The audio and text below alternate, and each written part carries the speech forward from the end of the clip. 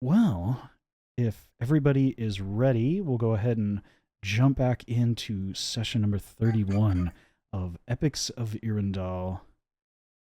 Last time, our party had continued their journey northward, back up towards Tafar through the Jamila dynasty, after assisting with a catastrophic attack upon the capital city of Kista. Unsure of what had transpired shortly thereafter, the massive battle that had taken place within the city, but it seemed based on what was transpiring as you were leaving that the Silver Talon Guard was swiftly beginning to regain control of the city alongside help from the Magisterium Arcanum that had begun putting up arcane wards all around the city. The following morning, after a brief but informative commune by Floof with the strange and lesser-known god of death by the name of Gami, where you learned that more than likely Catherine, Trash's mentor and friend, was still alive somewhere here on this plane of existence. You began your travels the following morning alongside Gamil, who at some point was planning to divert their path to assist in their own way in trying to determine what was going on the continent of Irundal, to try to protect his home in any way he could, despite the fact that he was still banished from said homeland. But as you traveled northward, also been given a signet ring of seemingly immense value by the Sultan Gesh of the Jamila dynasty as sort of a writ of passage through the dynasty, as well as a potential bargaining chip should you need to acquire some funds. You found yourselves aboard a merchant vessel, a small sort of schooner or Vespa class merchant vessel that had both wind sails as well as an arcane motor to it at the rear. And upon arriving on the vessel, you realize that the owner of said vessel was none other than a goblin merchant you had encountered but a few days prior in the northern province of Tafar. A very strange, eccentric individual, rambunctious and eager to try to take that ring off your hands, but with a bit of negotiating, you were able to diminish the cost of your travels.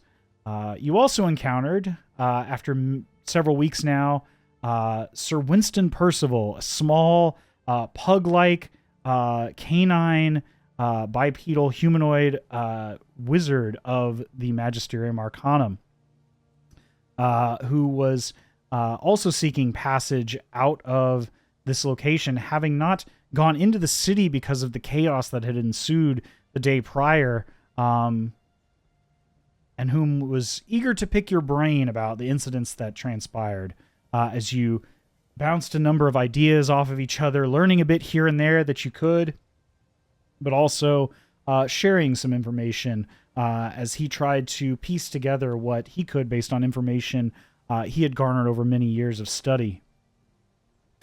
On the third day of your travels up the river, you came across a rather dangerous, remote location just south of the city of Tafar, where you encountered large crocodiles, massive crocodiles just below the surface, who tried to damage your vessel, succeeding in knocking a few of you off the ship itself, attempting to devour anyone and anything they could get their jaws around.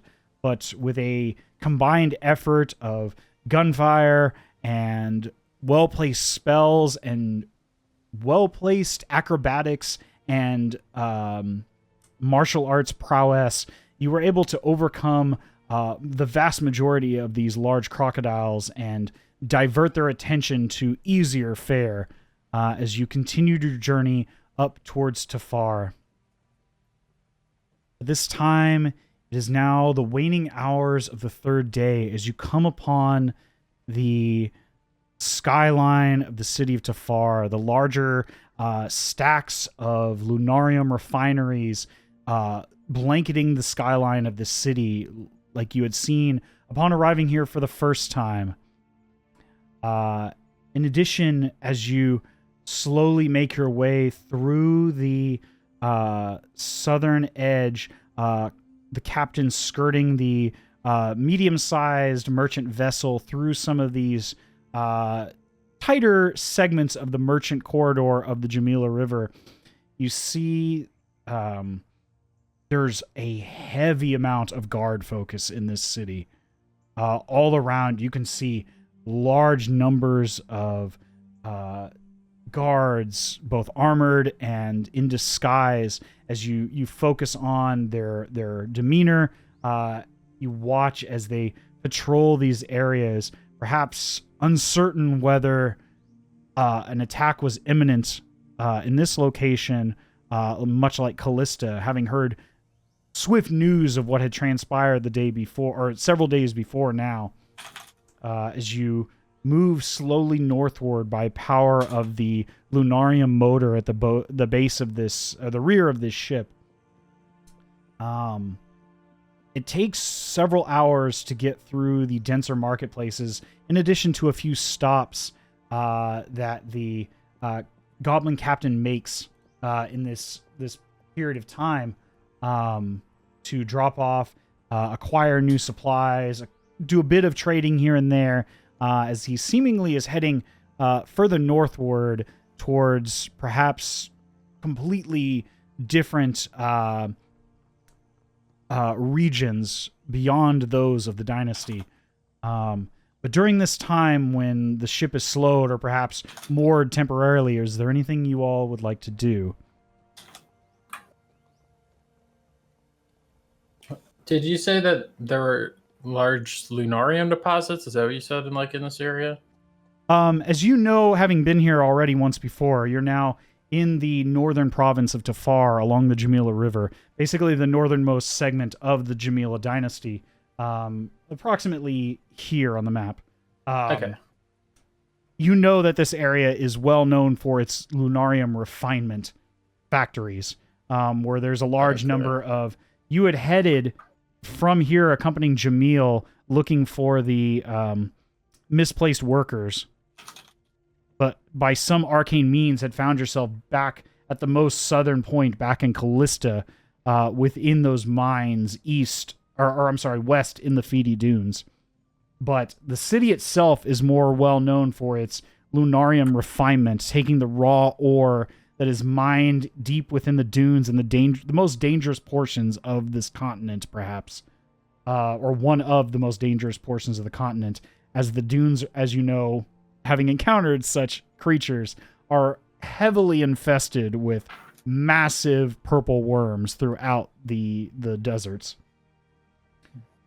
But you can see there are smokestacks and large columns of heavily marked refinement towers for both storage as well as ventilation. But you see all around them that there are runes etched into the outside of this location. And as you kind of pass through this area, Sir Percival looks up and goes, "Yes, those are meant to slow down the passage of air. Those runes marked around there are enchantments designed to slow the passage of air and maintain heat around the raw minerals in a means of separating the unnecessary iron or any minerals that would dilute the quality of the lunarium crystals as they are heavily compressed into their more usable forms."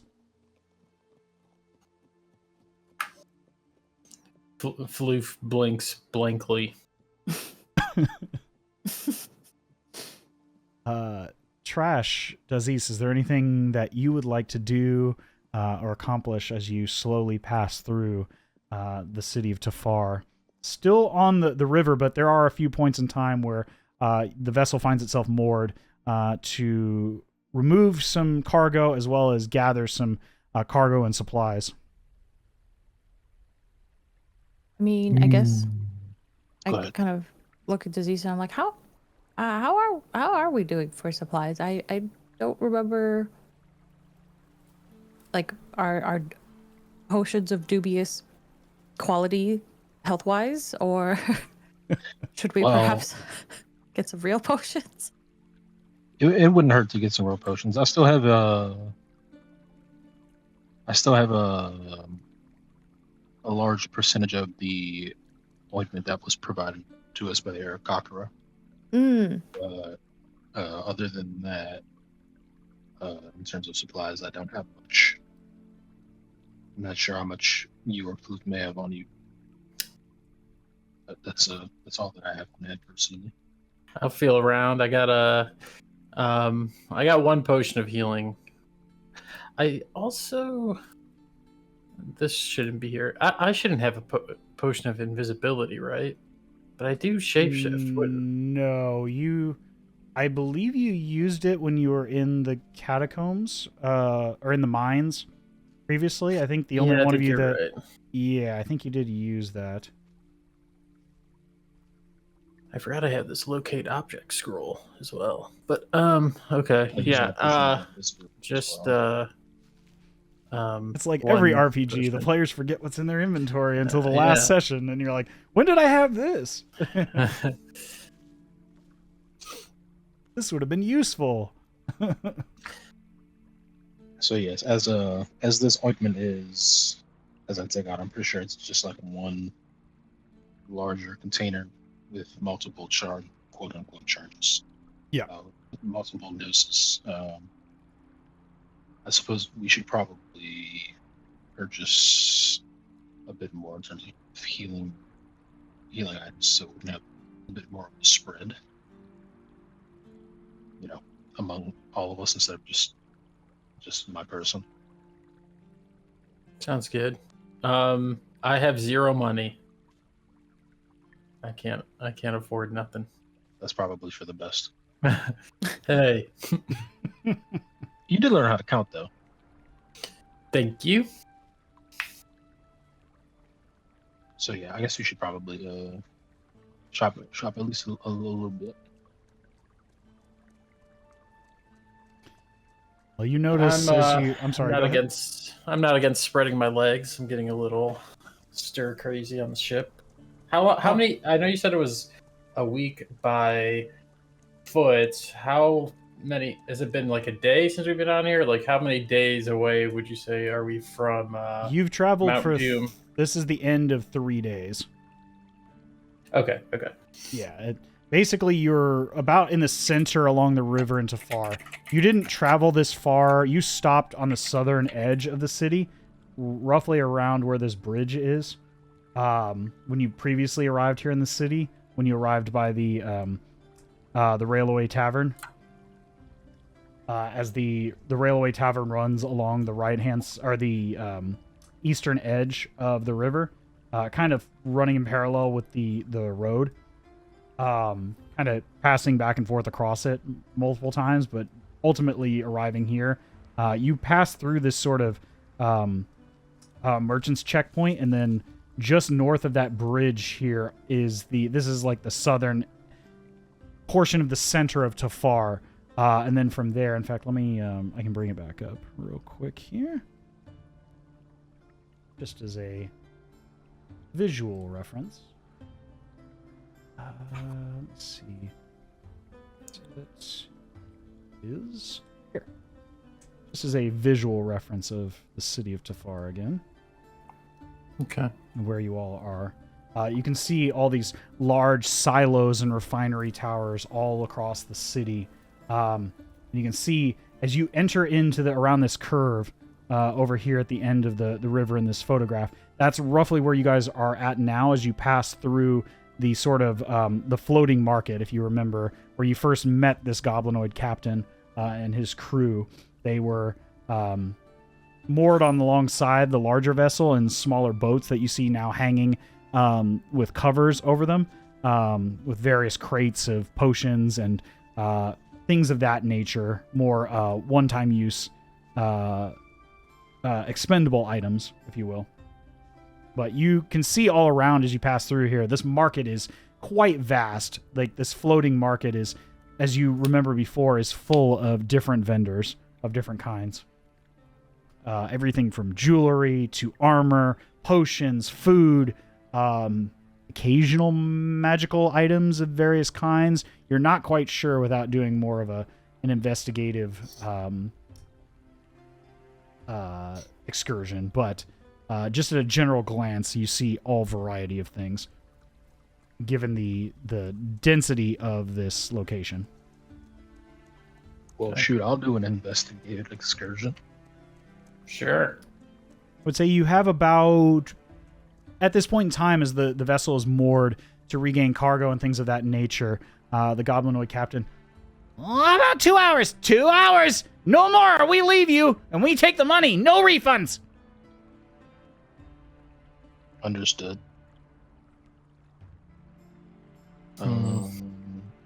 Trash, is there anything that you, or Trash or Floof, is there anything that y'all are interested in besides more healing items? Food.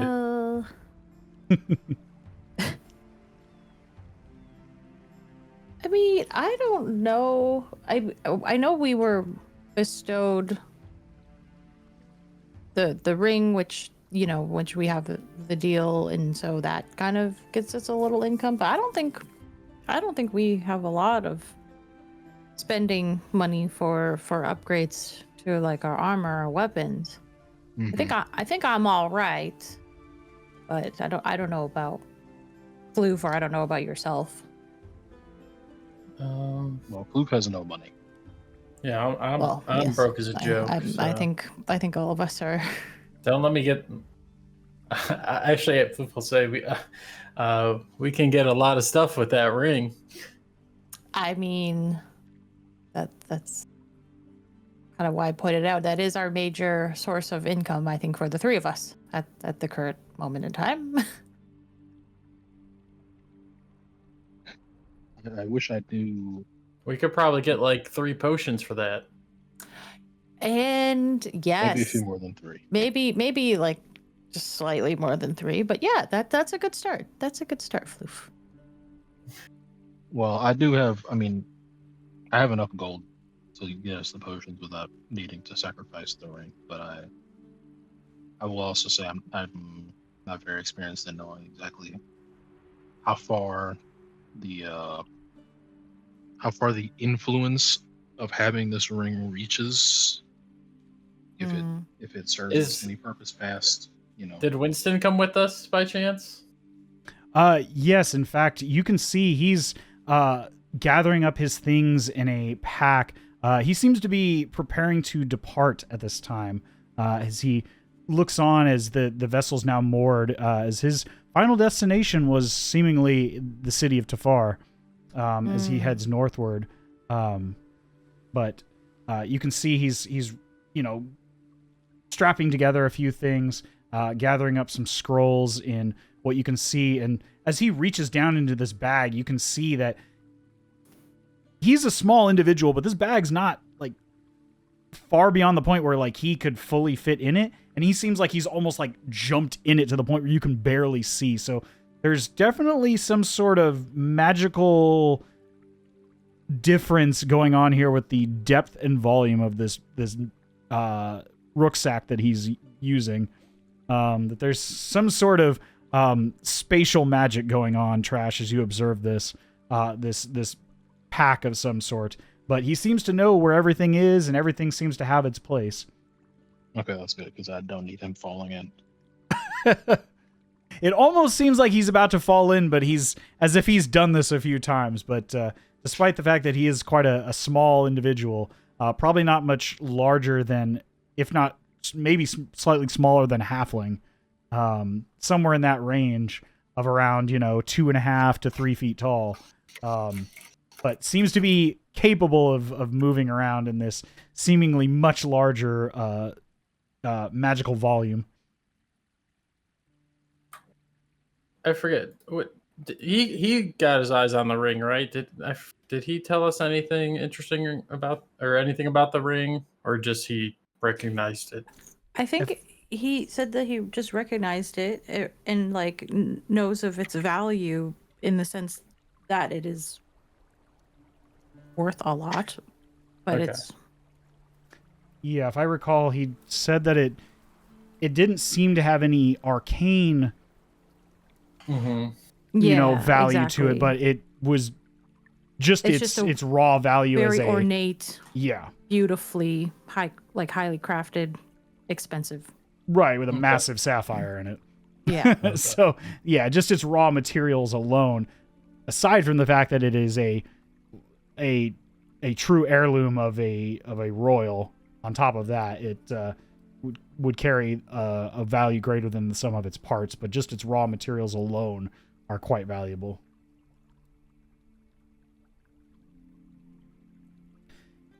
Well, if you all are continuing on a bit further, I must insist that I depart here. Captain, it has been a pleasure. I appreciate the swift ferry northward.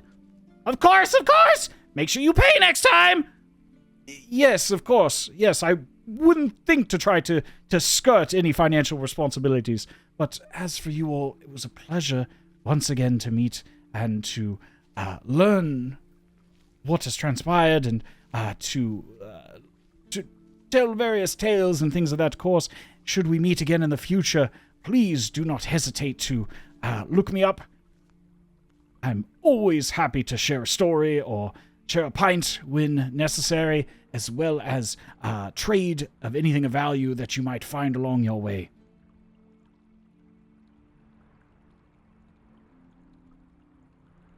Is there anything you wanted to ask of him or say or anything like that as he's making his final preparations to depart?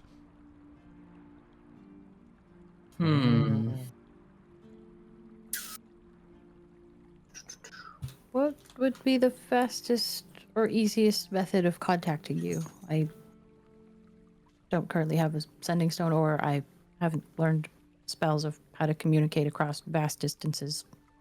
Well, if it's a large enough city, I'm sure there's a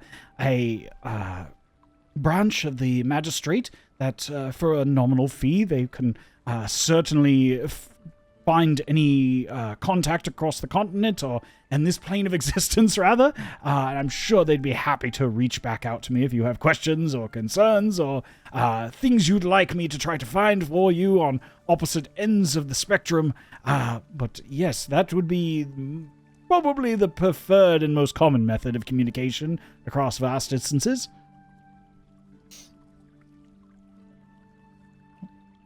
Can we where we buy sending stone? That I would likely recommend. Well, those are few and far between, as they take a bit more time to imbue the enchantment. That would be something I would discuss with a member of the magistrate specifically. I don't believe there's a larger branch here in the city of Tafar, other than just smaller communes here and there. But if you are indeed heading towards Grossmauer, they would certainly have a much more substantial branch there within that city, even despite its more religious skew across the continent of Irendal. Okay. Well, it was nice seeing you, Short One. I like you. It is a pleasure, Master Floof. And he reaches up his tiny paw and begins to shake all of your hands as he passes towards the loading. What's the term I'm looking for? The exit ramp. Safe travels, good sir. A pleasure to you, and safe travels as well. And you watch as he sort of scuttles down, struggling a bit to keep himself right as he kind of leans back with the heavy weight of the bag as he manages to make it down unscathed down the ramp. We Whoop. we already sold the ring to him, right? That was what we agreed on.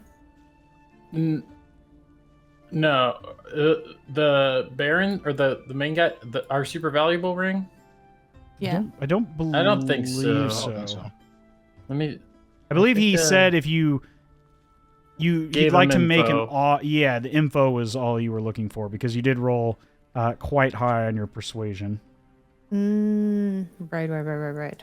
He did offer to buy it if you were still interested to sell it. If you wanted to discuss further. But you're also welcome to take the opportunity to try to sell it here in the market or try to hold on to it. It's your choice. Like, if we were going to sell it, he would be the person to sell it to. But I also feel like it might still be worth it. I feel like people do whatever we want them to do when they see that ring. I almost feel like it's priceless, but I don't know I don't think I know enough about the world to know if it's worth keeping or not. I don't either, but I feel like it's worth keeping to see if it's worth keeping or not. It makes sense. Yeah. Okay. We can sell it later too if we need to. That's true.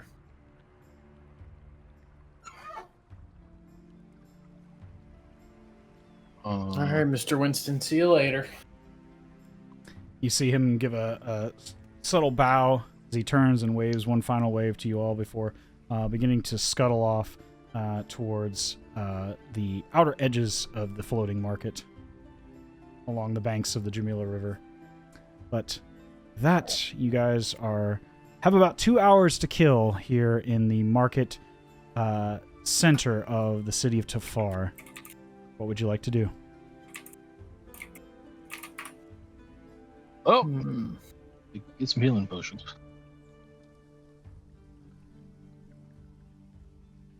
I also kind of want to look just to see what's being, I guess, offered in terms of quarter staves. I don't expect to purchase one at this moment. I don't think I could afford one that is as better equipped than my current one. Okay. But just to get an idea. I'm mostly just along for the ride, but I will be keeping an ear out. I just want to hear see if I hear anyone talking about what happened in Kista and what the, I guess, rumors might be or whatever. Okay.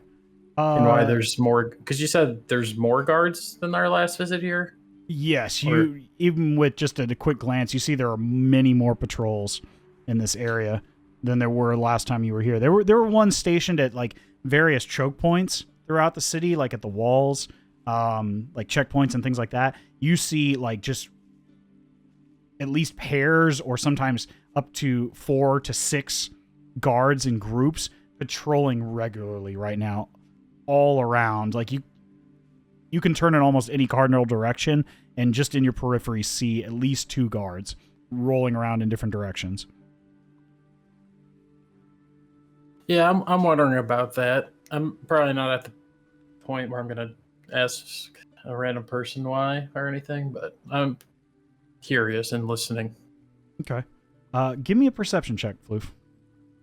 All right. The 12.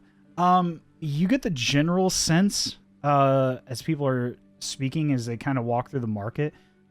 Did you hear about what happened in the capital? Oh my! I heard it was wild. I heard there was a massive explosion and a column of light. You just hear mixed pieces here and there. You turn another time.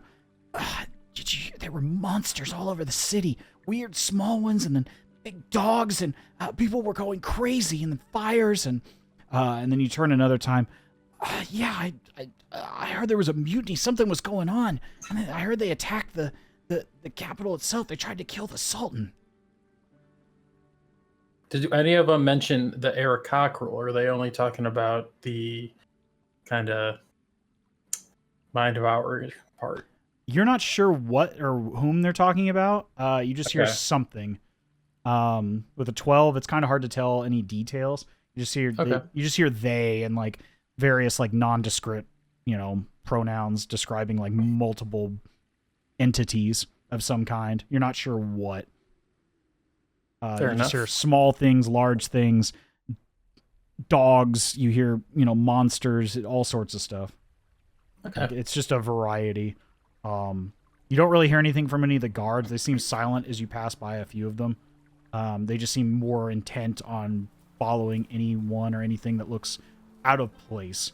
But there's so many people in this area that it's kind of hard to do.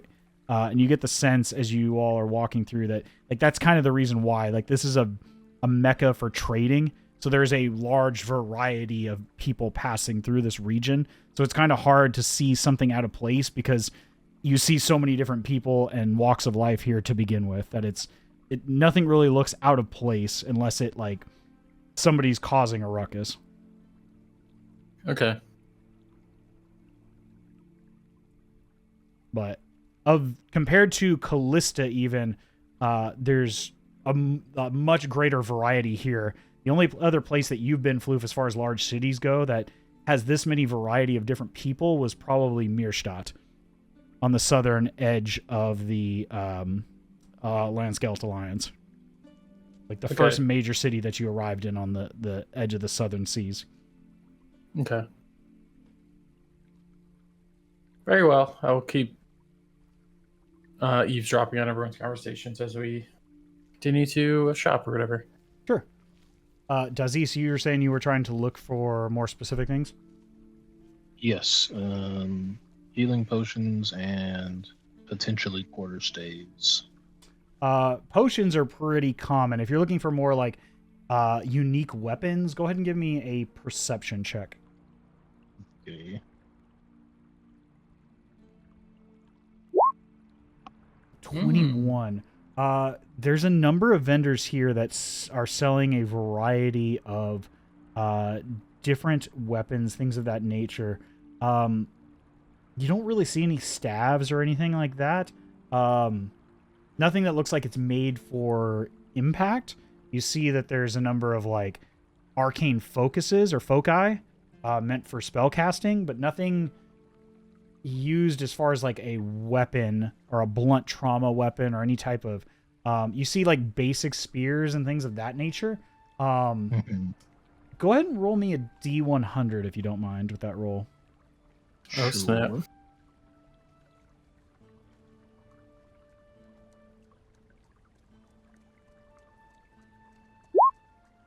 25.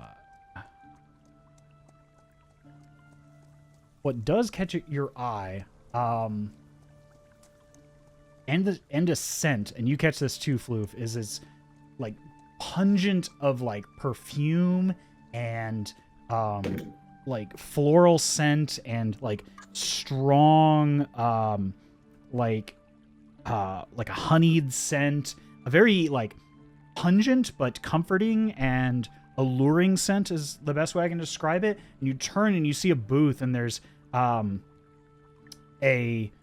tiefling woman, like a sort of pale blue-skinned tiefling with horns that sort of roll back and kind of curve in this kind of sultry way, and they have jewelry on both of them, and then some like more permanent jewelry affixed further back, connected with like these little thin golden chains.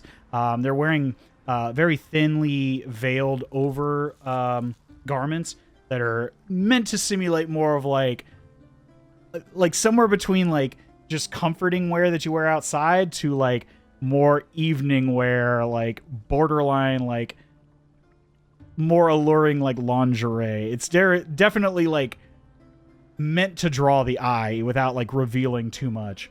And then the other young woman is half elven, of a similar garb, wearing this like pale turquoise that kind of mimics the water. And she has this very reflective sort of filigree around the outside. Beautiful, like at the tips of her sharpened ears.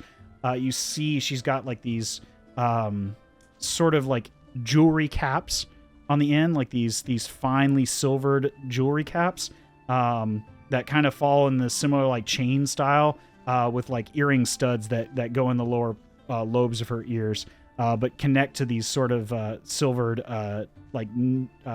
knife pointed ear caps.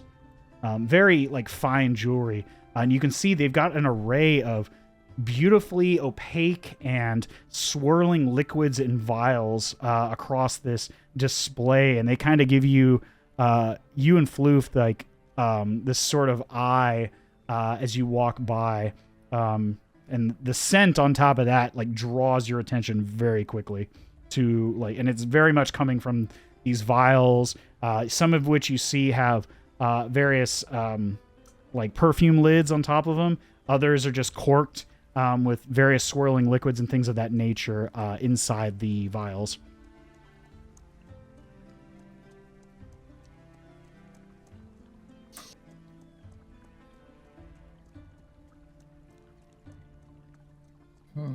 This feels like a trap.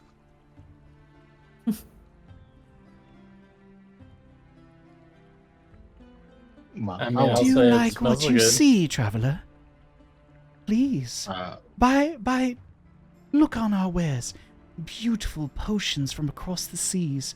Fine perfumes meant to allure anyone who catches wind of your scent as you travel across this continent, as well as finely crafted potions of allurement, charming, and love.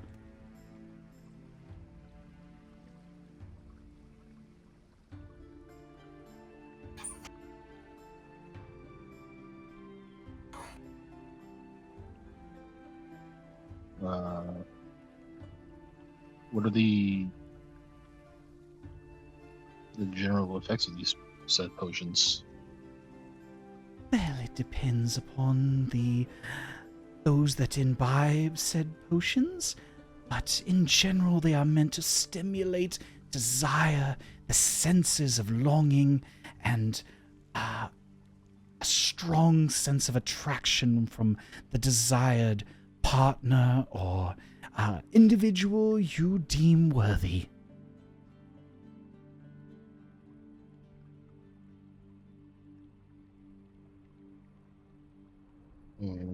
They're mating potions?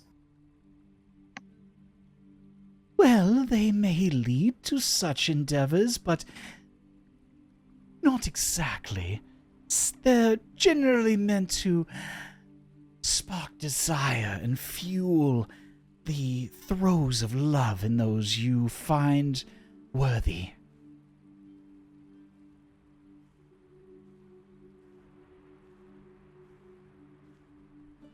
I scratch the back of my head and I turn to Floof and Trash and I say,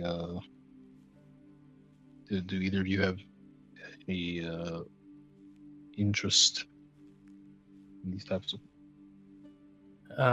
imbibements? I'll say mating is primal and instinctive, not something you should I'm trying to dumb down words. I basically say it in my own way. I say that you shouldn't need to use a potion to mate. It's just for reproduction and stuff like that. I lived in a forest, okay? Yeah. Flute, I gets mine, okay? I don't need no potion. All right. Just as you're leaving, Dazes, you feel the soft touch of this young tiefling woman roll across just up your upper arm and down to your elbow and your lower forearm. Give me a wisdom save. Oh boy. Uh-oh. I had a feeling this was going to happen.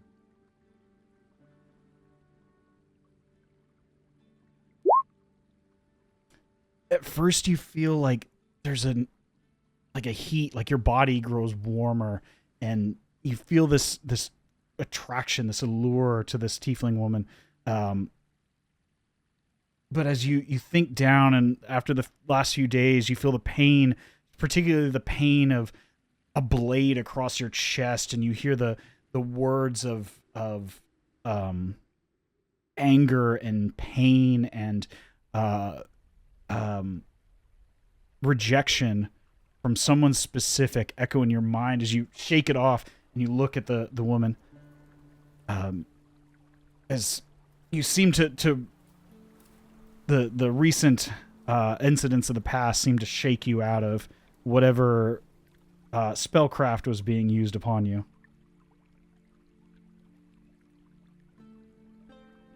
I'll say, I'm sorry, but I must decline. Oh, what a shame.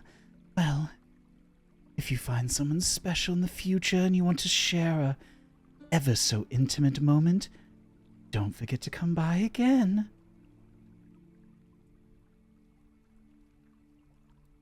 I nod, and I walk away. Okay. I'll whisper to And then Dazes. I hand trash my wallet. I'll whisper to Dazes, your dead wife, maybe you could use it on her. Oh my god. I'm like, Floof, we're gonna have another lesson, a social lesson after this. But, oh Jesus. She hates him. I don't know. I guess I'll stare daggers at you. At this point, I feel like the stern daggers will have no effect, and I already know that. But you have to do it. You just have to get it out of your system. Anyway. It's like getting angry at your cat knocking a glass of water over onto the ground and being furious, but also like, but it's just a cat. It's like, Pretty much. That's probably the best analogy I've heard for this situation. Yeah. But it makes sense to me at a strictly logical level. We probably should have conversations about I don't know what the term for it is, but tact. Yeah, there it is. That's the point. Read tact. the room. I don't know tact. I find it funny that a wisdom caster with potentially higher insight than everybody completely just right over their head. I find that deeply funny. But anyway, about those healing potions. Yeah, fair enough. You can find a number of stalls. For the most part, unless you're looking to haggle a bit, you can see that most of the healing potions for roughly fall around the market price. You can see normal potions of healing are around 30 gold. Potions of greater healing fall around like 150. And anything beyond that are generally 500 plus, give or take, superior, supreme, things of that nature. Those are kind of few and far between, but you can find a number of healing and greater healing potions. You can see a number of vendors have like large supplies, some have less.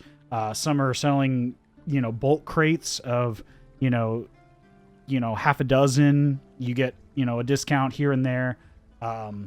It's kind of a mixed bag all over. Yeah. There aren't any that are like that would be cheaper than the normals, right? Like for example, like a miner or anything like that.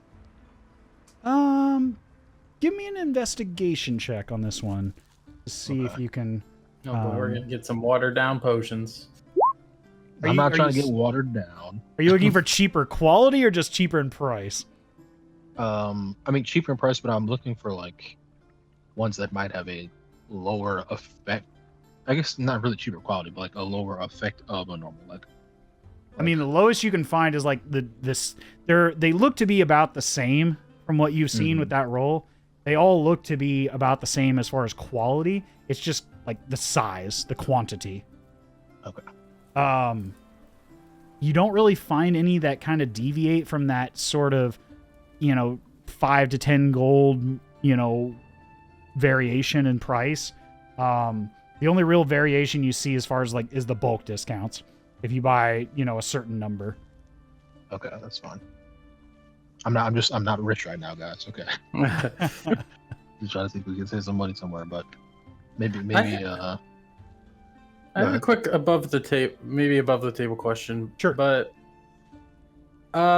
is there a way to for me? I feel like someone with nature stuff. I drank a couple potions, and maybe if I investigate a potion or something, like is there a mechanic in D&D where we could make our own healing potions? Yes, there is. Are you proficient in I think there's a mechanic for, and we can certainly, put together a homebrew, or I can try to come up with something given enough time.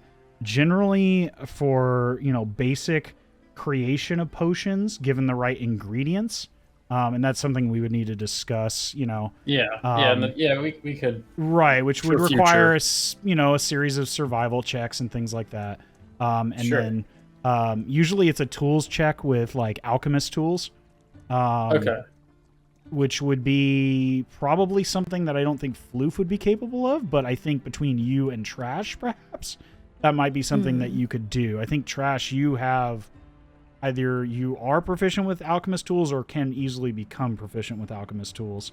I think that's the case. Yeah, I could. Right. And I don't know, become... Floof, if you're proficient in survival. I'm proficient in survival and nature, and I do happen to have like a herbalism kit, so I don't.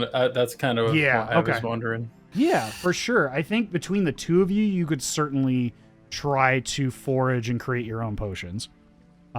Given your area of expertise in not only gathering the necessary ingredients, but then refining them, I think between the two of you, that's a possibility. Like a reasonable possibility. Not necessarily like an easy one, but a reasonable possibility. Okay. And I'll supervise. Floof will say this test subject. Yeah. Oh boy. Just for the sake of roleplay or in character, I'll say like this stuff expensive. We could maybe make our own potions. Floof, give me a... You can give me a nature or a survival check, whichever you prefer. In this case, as you wander the market, because there are vendors here that sell ingredients for such a thing, for making potions. Oh my god. Your senses, your sinuses are still full of that love potion right now. Like all you can smell is bath salts and like heavy lavender and like patchouli.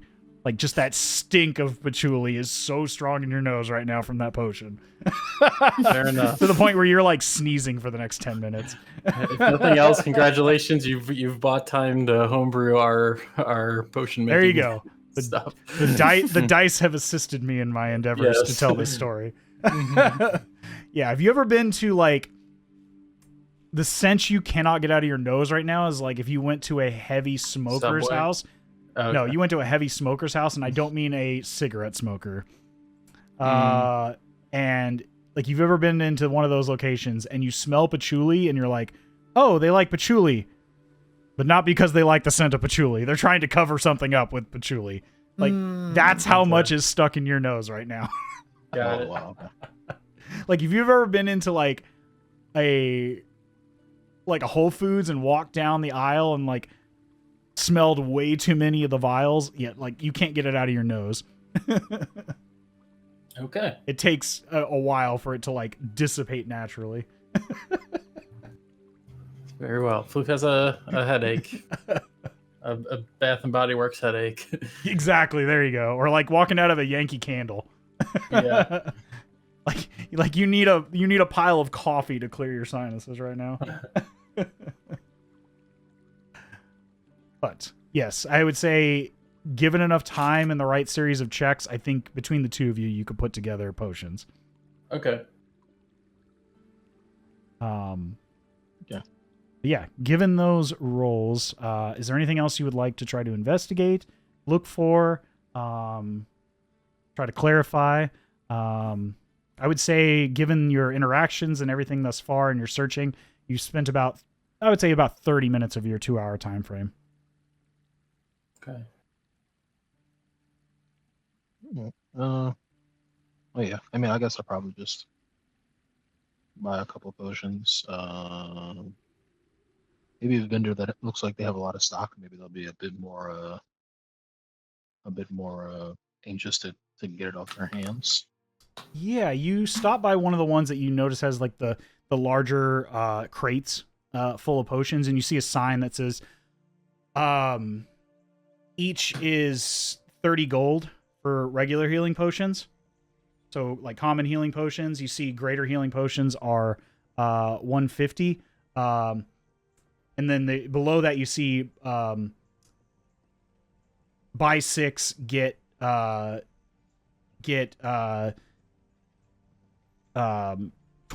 off if you buy 6 of them. Ooh, I don't have 6 money.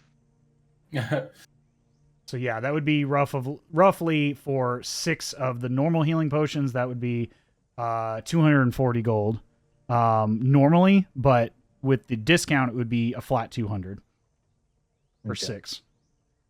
Wait, it was 30, right?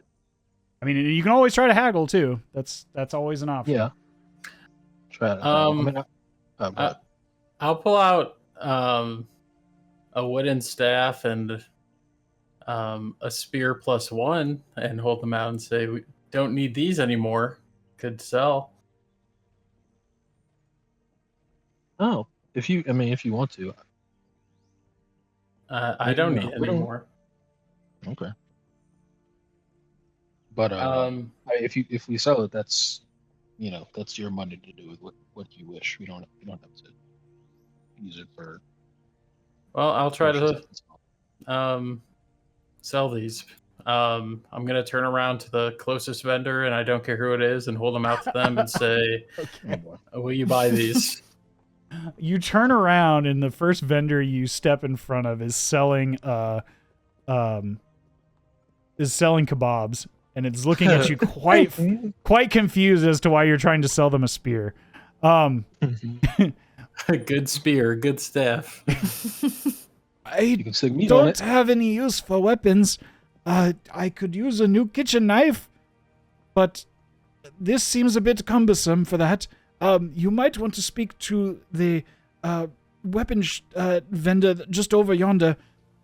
And he points to, there's a larger vessel, like a flatter vessel, that has a number of tables that are like side by side, parallel to each other, along this sort of flat bottom boat that's sitting besides a much larger vessel, even than that, much taller even than the ship that you were on. But this is sort of like their shopfront floating location. You can see it's like quite wide. It's probably nearly like 25 foot wide. And it's held aloft on the river by these pontoons on either side. But it's a very flat sort of flat bottom, like almost like a swamp boat. And you can see they've got tables of various weapons and armor on presentation. While we're here at this kebab, dude, you did say you were looking for food, right? That's true. Oh yeah. My stomach is growling just at the smell taking over that. Would you like a sample, my friend? And he hands you a small. He cuts off. It's like a lamb kebab.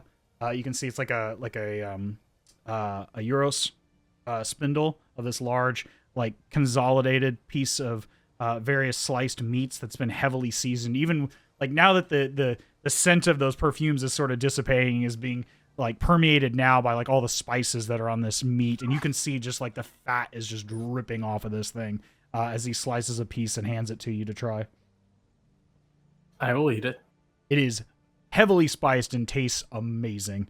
Like, it is succulent as can be. I want all of it. Well, I can sell it to you. It is approximately 5 silver per pound. Or I can put together a sandwich for you and your companions. Which would you prefer?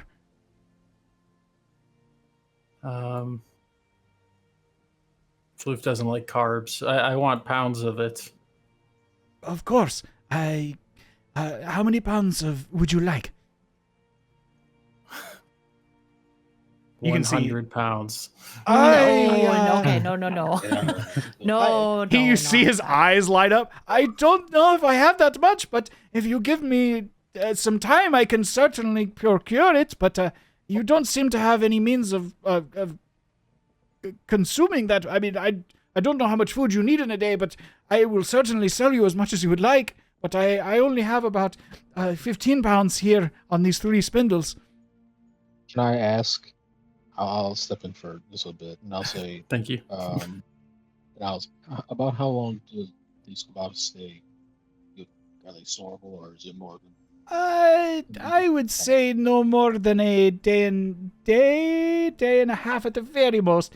Beyond that, they would need to be preserved in large quantities of salt, and that would, of course, affect the flavor. And we do not have any means of arcane preservation for these things, so I would recommend eating them as quickly as you can. I'll turn to Floof and I'll say, that is why we're not buying 100 pounds, because we cannot eat 100 pounds in a day. Yeah, I could. How much can you eat now? How much are you hungry for currently? I'll say just 1 sandwich for each of us. Oh, that is Two easy. for me. 3 silver for the 3 sandwiches for you and your friends. I looked at my sugar daddy, Dazes. Pardon me? You said you said. I think Floof said he wanted 2 sandwiches, so it would 2 be for 1 me now. and 1 for them. Of course. Each of them. And since you've been so generous, I will give you the 4 for free. So 3 silver for 4 sandwiches. Thank you, kind sir. And I'll hand him 3 silver. I was gonna say thank you for entertaining our friend. I am not complaining. That is quite an appetite if you could eat 100 pounds in a day. That is almost concerning and monstrous, but I will not complain. Let me know next time you come, and I will have plenty of meat on prepare. Good. Well, we'll try to come back this way when we return, but we will be Quite busy. we'll be away from this place for I think Of course. And you watch as several he weeks, quickly slices onto this sort of soft, fluffy flatbread, all the various sandwiches, and he stuffs these things full into this almost like a pita flatbread, and then wraps them up in a sort of like a butcher's paper, and hands them over to you alongside he puts additional like a creamy sort of sauce on top. It's basically a euro. I'm basically making He puts tzatziki sauce on it. pretty Okay. much. I'm trying to say tzatziki without saying tzatziki, but you know damn well what I mean. Yeah. So basically, it's a euro. And hands them off to you guys. And hands 2 of them, 1 for each hand, to you, Floof. Please come again. Thank you, sir. You bite into them, and they are delicious. Like, you can tell, like, just the hot sun and the fact that, like, they're in these surrounding spindles over these rounded coals. This weird apparatus he has, like, the coals suspended in this sort of, like, chicken wire. So it kind of disperses the heat as they spin, and all the fat is just, like, dripping on itself. It is delicious. Considering all the hardship you've had over the last 2 or 3 days, it's probably one of the best meals you've had in a long time. Yeah. I mean, I'll smash mine for sure.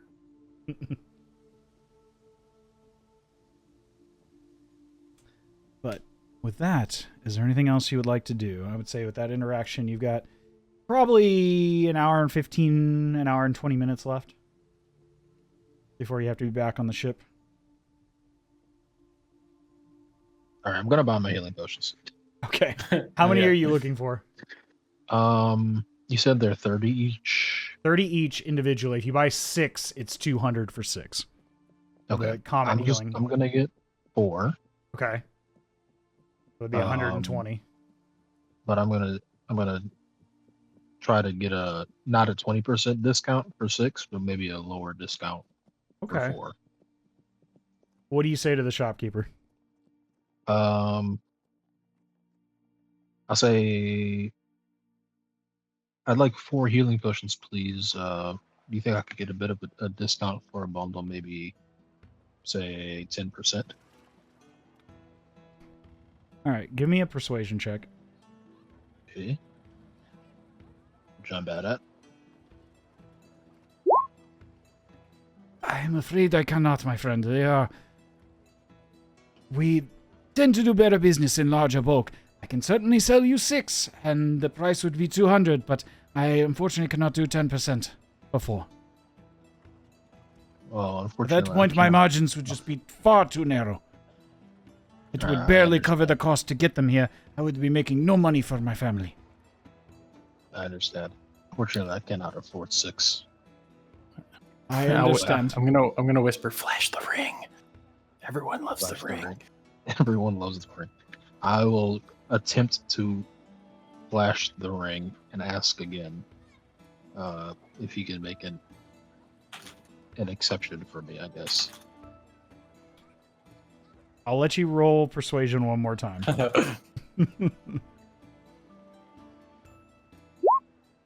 Oh, that's better. He sees the ring, and he's a bit unsure as he looks at the ring. But looks at you as he observes this fine ring. I tell you what.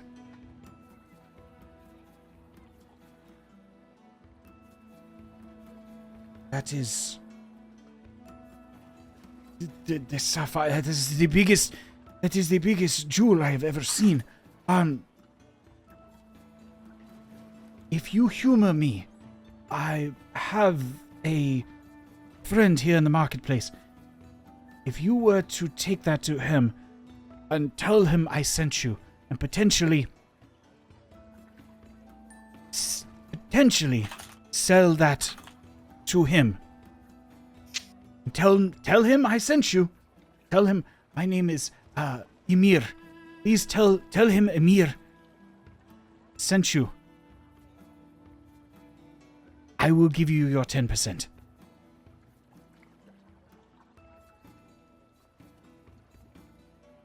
I think I'd rather just buy full price potions. That is your choice. But he is a jewelry tradesman, jewelry merchant by trade. He could certainly, if you are looking to sell such a fine piece of jewelry, he could give you an outstanding price, and then you could afford my entire stock of potions. I appreciate that.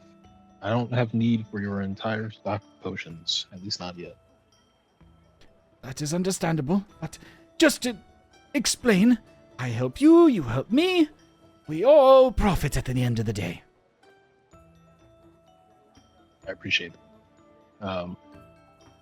I'll just purchase the 4 potions at normal price. Thank you. Okay, so it's 120 then. Yeah. There we go.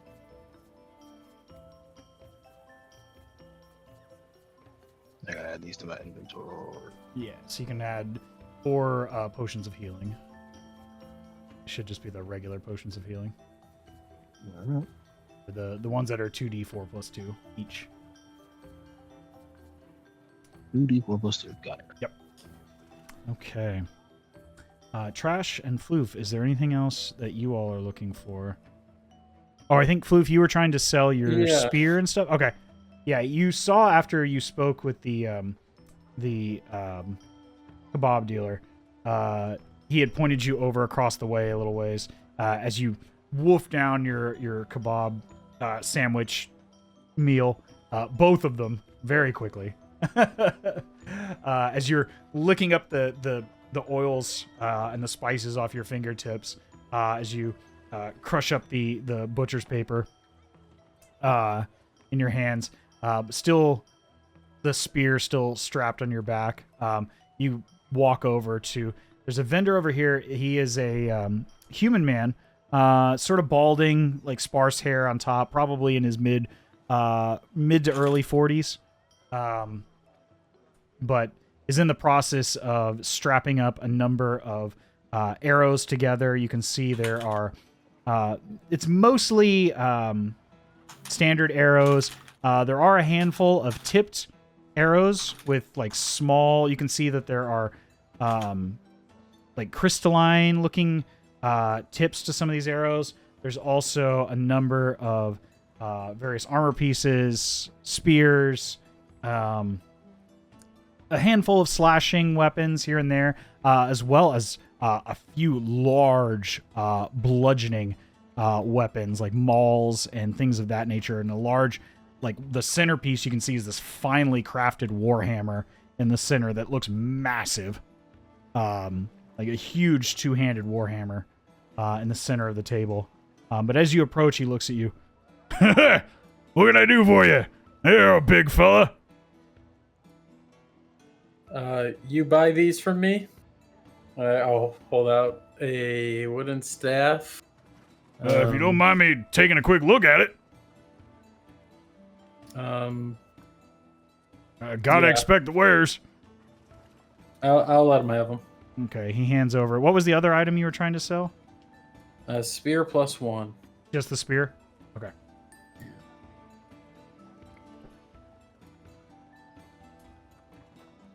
Well, this is a fine make of a spear right here. Finely tipped, still sharp edge. Well designed, well balanced. Got a bit of wear and tear, but nothing I can't buff out. Tell you what. How's 150 gold sound? Is Disease by me? Or are you buying me? I don't know. Am I still buying the potions? I would imagine it doesn't take you long after you have this conversation. You know what? Go ahead and roll me a perception check. Me? Yeah. You does this. Ruh-roh. Floof's kind of disappeared as you say this, so you're by yourself, Floof. I'll just say, having seen the haggling that just took place at the potions, I'll just say more. I don't know. It's a nice spear, but I've got quite a number of piercing weapons over, and they don't tend to sell as well in this environment. So if they don't have any type of arcane augmentation, the best I can do would be like 160. Happy that I got more. I will agree to that price. Okay. He looks, give me an insight check. Okay. Oh my god. That's a critical fail back to back. Seems like he's being honest. Oh. Remember last he week or last takes the spear time from you and you got 160 gold. Okay. I went from the natural 20 daddy to the critical failure. The dice taketh and I dice was giveth. just gonna say that. Yep. I was just gonna be like, It is the dichotomy of D&D, folks. Put that on my epitaph. I will say, what about this and the wooden staff that I had? Mechanically, what kind of staff is it? It's just a wooden staff, legacy, druidic focus, common in equipment, so it's actually pretty. I'll take it, but it looks like it's been pretty beat up. I could give you 1 gold piece for it, because I'll probably need to use it to make something else. 1 gold. this from tree I grew up under. I mean, I grew up next to a tree in my lifetime. Doesn't make it worth much. I snatched the wooden staff back. I mean, if it's got sentimentality to you, I can't blame you for it, but, you know, I can't profit off of that. Sorry. I'll ask about the arrow. One of the arrows, knowing that Trash has used those in her crossbow, and say, what's special about those? Oh, those ones? Well, we got 3 different varieties. There's one that goes boom after it hits, and I wouldn't want to be anywhere where it hits or anywhere directly around it when it hits, because it goes boom real nice. And then there's those other ones over there. They real fine tips at the end. Real great at mitigating some heavily armored enemies. They tend to pierce real good. And then them there at the end, they got well, he takes a bit of cloth, like thin cloth off the table, and kind of tears at the end of it, and then rolls it over the edge, and you can see that there's some liquid that's soaked on the end of the tips of the arrows that soaks into the cloth. And then he, you know, sets that down on the ground and pulls out a cigar out of his pocket and lights it up and starts to smoke it. And then as he drops a tip of the ash off the end of it, it touches that piece of cloth, and it just immediately ignites. Yeah, that one, I wouldn't want to be soaked in that too long. Tends to get real hot. It's hard to get off. Okay. How much for boom arrow? Them there arrows? Oh, give me just a moment here.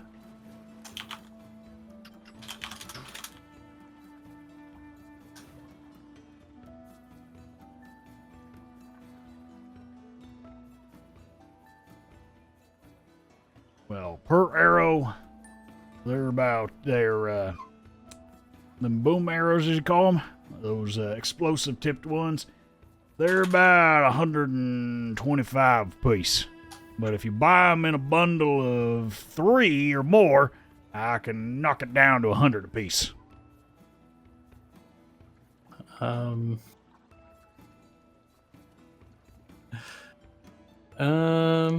buy 1 arrow.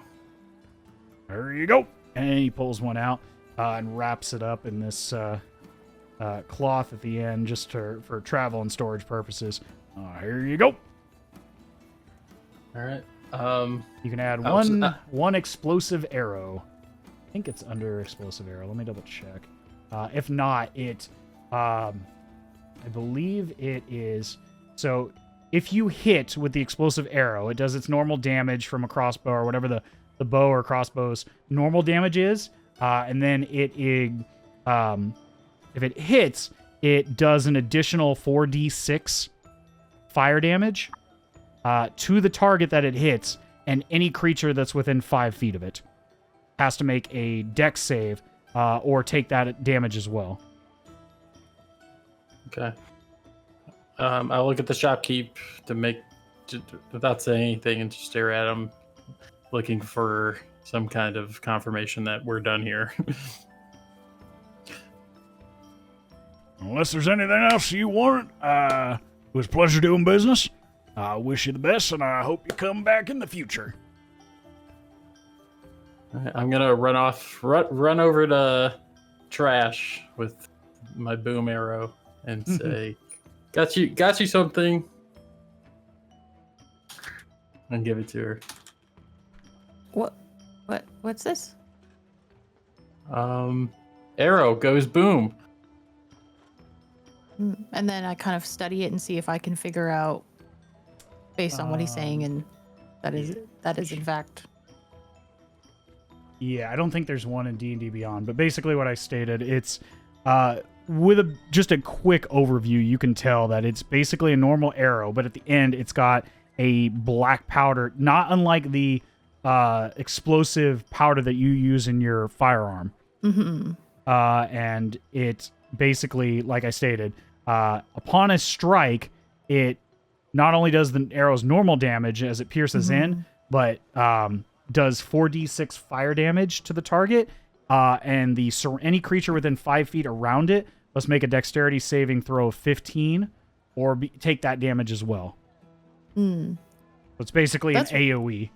Yeah, that's really cool. So I was like, start studying it, and like I'm really intrigued to see if like I could try to replicate this in the future and stuff. So sure, I give Floof a hug, and I'm like, thank you. This is so cool. This is so neat. And I start becoming like a nerd and just like spewing numbers. And I was like, well, if I put this at if the weighted tip is going to affect the, I'm like fiddling with it. So yeah, you could certainly try to parse out its makeup and design to use later on as you wish as well.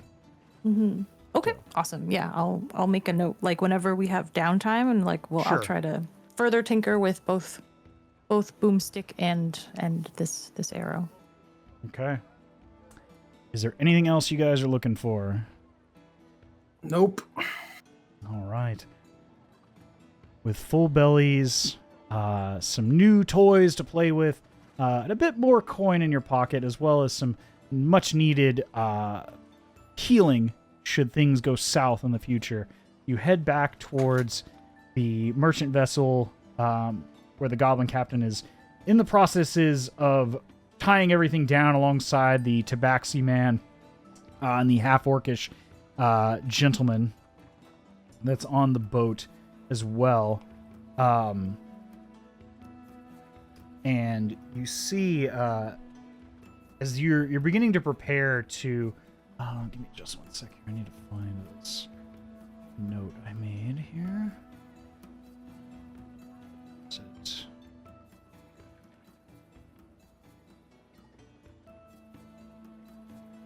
Right. As you're packing up, you see as the goblin captain and the tabaxi man are finishing up their much needed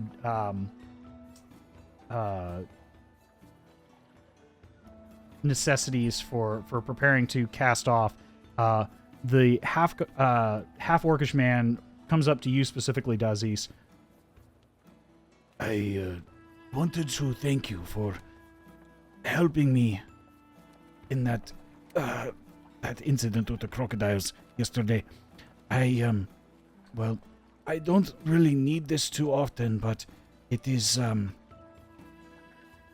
I have it just in case of circumstances where I need to get about the ship very quickly, or I was considering trying to use it, but were it not for you, I don't think I would have had the opportunity. So, as a thank you, I thought I would give this to you. And he hands you a small vial, Dazes, and it's got this yellowish, sort of brackish liquid in it. It is... Occasionally I will take a little bit on the end of my finger, and it will last about a second or two, but if you were to drink the whole remains, it would certainly last quite a bit longer. It was given to me as a sort of playful gift before I left my country further in the Highlands and came to live in Jamila. But it is, how you say, it causes you to bounce around quickly from one place to another without taking or being hit or captured, or allows you to move, not always when you want to, but it does help when it does work. As he hands you the vial. Mechanically speaking, it is a potion of blink. Oh. So I don't think it's in D&D Beyond, but basically when you imbibe this potion, you get the effects of the blink spell without concentration for 1 minute. Okay. I don't think I've ever heard of the blink spell, actually. So the blink spell, so every turn, you roll a d6 on a 4 through 6. Here, I'll pull it up and I'll read it to you. I can't remember the exact wording of it. It's kind of like continuous teleportation, but not perfect every time. Okay. So you roll 1d6 at the end of each of your turns for the duration. On a roll of 4 to 6, you vanish from your current plane of existence and appear in the ethereal plane. The spell ends instantly if you are already on that plane, which you wouldn't be. While on the ethereal plane, you can perceive the plane you left, which is cast in shades of gray, but you can't see anything there more than 60 feet away. You can affect and be affected only by other creatures in the ethereal plane. And creatures on the other plane can't perceive you unless they have a special ability that lets you perceive the ethereal plane. You return to your original plane at the start of your next turn when the spell ends, and if you are on the ethereal plane, to an unoccupied space of your choice that you can see within 10 feet of the space you left. So basically, by imbibing this potion, which takes 1 action, if you roll a 4 through 6 on a d6, you blink out of this plane of existence.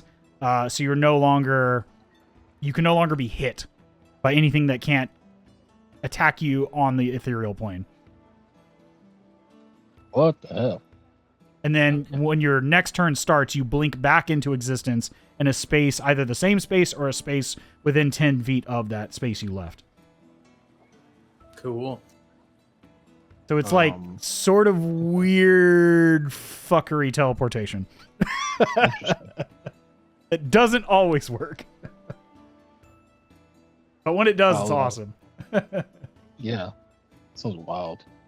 Yeah, so if you need confirmation of it, the spell's called Blink. Okay. It's a 3rd level transmutation spell, mechanically speaking. All right. Yeah, I'll probably keep that like in my bookmark so I don't forget. So yeah, I'll take the vial, but I'll ask him like, are you sure this seems Well, as I kind of said, I valuable? would likely not be here right now. I would, at best, have sustained heavy injuries and potentially not been seaworthy any longer. So I do appreciate that you were there to help us and take down that crocodile so quickly and efficiently. Well, thank you. I'll put it to good use. So now.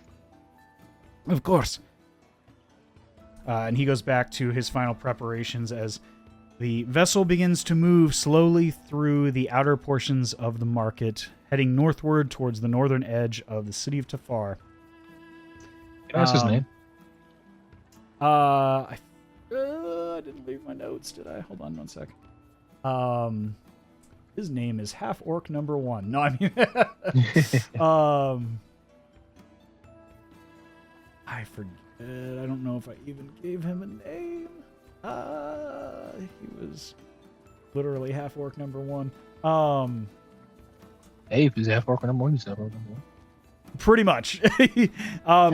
Name-wise, he is. We will call him Gerald. If I gave him a name previously, I do not remember it. That is the DM forgetting his shit. You caught me. Gerald it is. We'll call him Gerald. We'll make note of that so I don't do it twice. Which I will likely do anyway.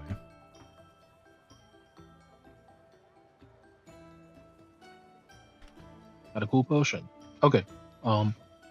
So before, I guess sometime before the end of the evening, Mhm. I want to, I guess whenever we're like all together and about to go to sleep or whatever. So I don't know if you had stuff you wanted to do before then, you can, but I just want to have a conversation with my allies here before we sleep for the evening. By all means.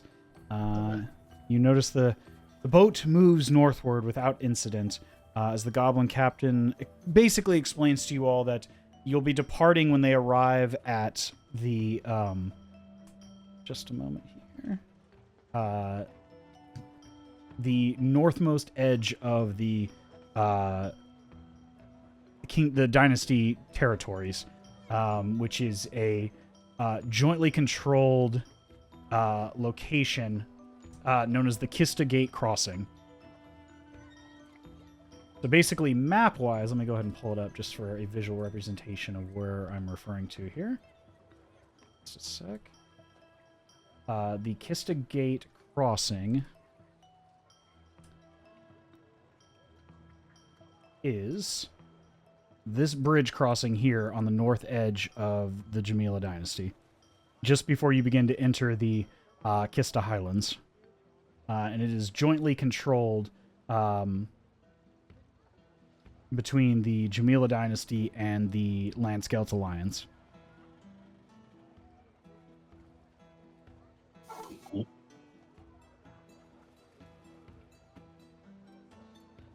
But yeah, it will be a few more hours, so you do have some time intermittently. So if there's anything you want to discuss amongst yourselves or do before you arrive that evening, you can certainly do so.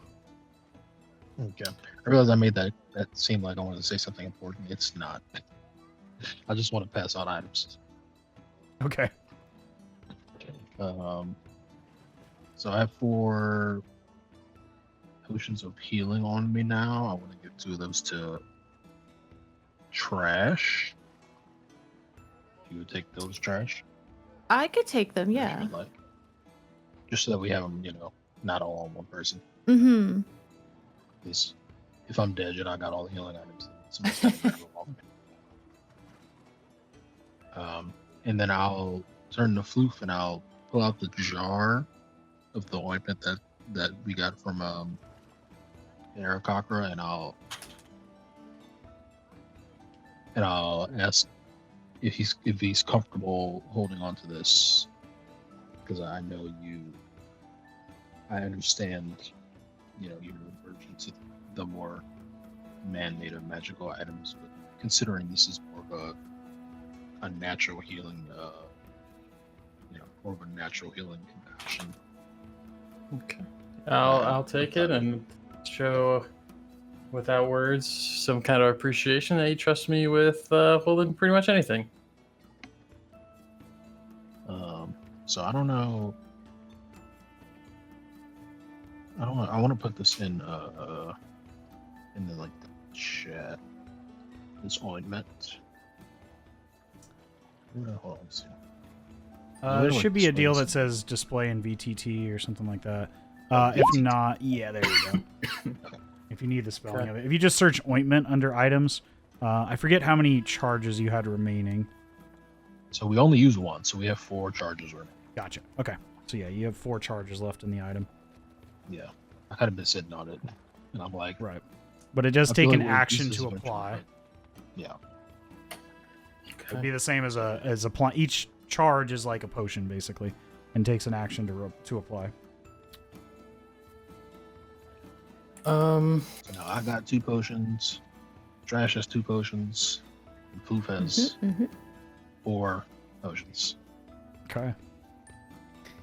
Well, go ahead. I was just gonna say, since that would have maybe triggered an Aarakocra memory, I will throw out there. Should have asked Winston about Aarakocra. Didn't hear anyone talking about that in city.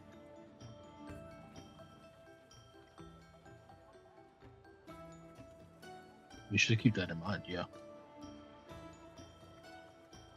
We should ask others if they know anything. I feel like we missed an opportunity above the table. Missed an opportunity when we were in the capital to maybe inquire about that some more. Maybe, yeah.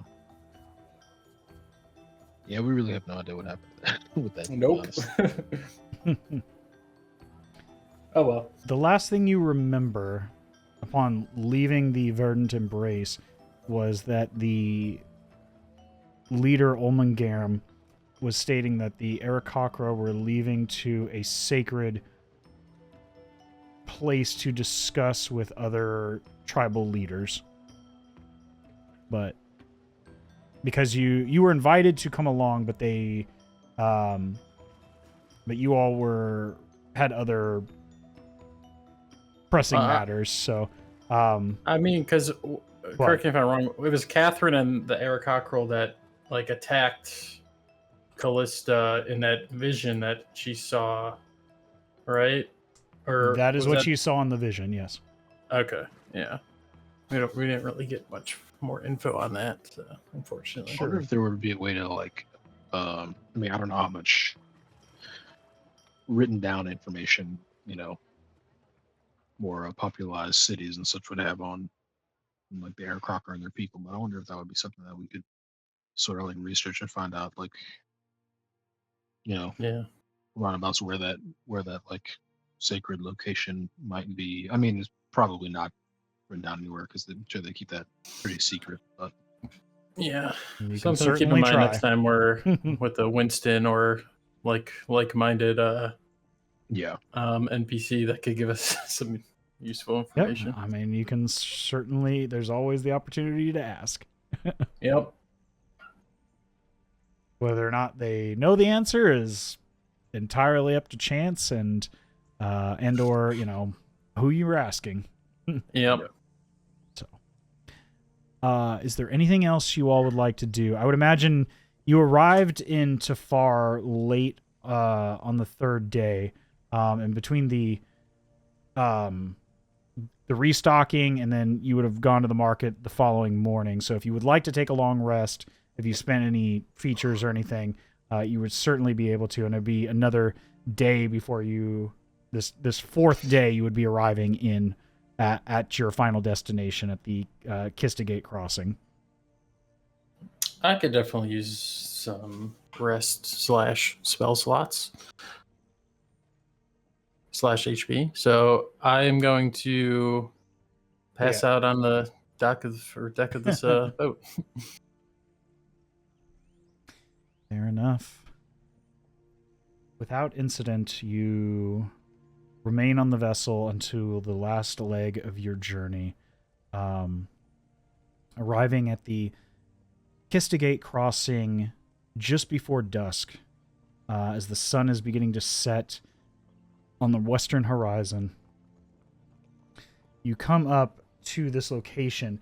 It is a massive structure in this location. This what looks like a bridge that you see a variety of land-based vehicles, carriages, things of that nature going over this bridge. But you also see a number of ships and vessels stacked up nearly a mile back, and quite densely stacked into this part of the river, and not moving very quickly. At this distance, you can see as the captain comes to this location, you hear him cry out, "What's going on? What's with this? This is crazy. What's with all this traffic? This is going to take forever. What is going on? I don't have time for this." And as you stare, you see on the land-based crossing, there's quite a backup on that end as well.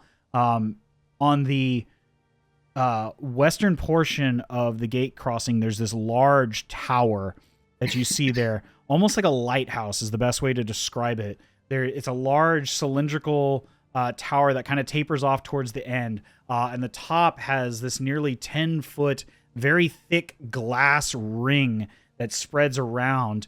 And you see there's a number of like torches all around it, and it's got this like conical sort of shape, this well-made metal wrapped roof, and in the hole, or in the top of that roof, is a large hole. It definitely does not look like it's supposed to be there. And even at this distance, you can see it because it's such a large structure, and the hole is probably anywhere from 5 to 8 foot wide. Like something has made a large hole in the roof of this structure that seems very out of place. Can you ping where we are on the map? Sorry, I might have lost my bearing. Sure. It's similar to this tower that you see here, but the tower itself would be, it's not quite this tall. This is sort of a representation of it. Of this sort of lighthouse structure. It would be on the western edge of this bridge crossing that you see here. This bridge itself is the Kista Gate crossing that goes east-west across the Jamila River, between the very far eastern portions of the Landscale Alliance. It's like a centralized point between the Landscale Alliance, the Kista Highlands, and the Jamila Dynasty. If you continue northward, you'll end up deep into the Kista Highlands and Orcish territory. If you head west, you'll end up into the heart of the Landscale Alliance. And of course, if you head back the way you came, you would be back in the Jamila Dynasty. Okay, and so traffic's backed up more or less here, and there's a giant hole in the roof of a building. Does the building look like? I mean, is there fire or anything that suggests this just happened very recently? You don't see any fire or smoke. But given the situation and the unpreparedness and the backup that's occurred, you imagine that this probably happened pretty recently. You don't quite know without getting closer what's going on with this, what's causing this. You do see, I would imagine Dazes and Floof, you would see this with your higher passive perception. You can see that the crossing itself seems to have some sort of mechanism to it. Like the bridge itself seems to be mobile and transformative in nature. You're not quite sure how, but there seems to be some sort of mechanical device on each end where the bridge is moored to the shorelines, that allows some componentry of the bridge itself to move and shift. Engineering feats. I want to look up in the sky and see if I see any floating islands specifically, but also anything else that looks, other than sky. Sure. Give me a perception check. This is a brief. Oh, okay. Nothing in the sky that seems out of the ordinary. You do see that there are a number of people on both sides of the bridge that seem to be slowly working some sort of mechanical device on each side of the bridge. And you can see the bridge itself is moving. You can see it's kind of rotating on an axis on each end very slowly. To the point it seems to be raising up, like in the center and disconnecting, but it's moving extremely slowly. And you can see, it's hard to tell, but it looks like something that these individuals are doing is causing this bridge to move, but not fast enough.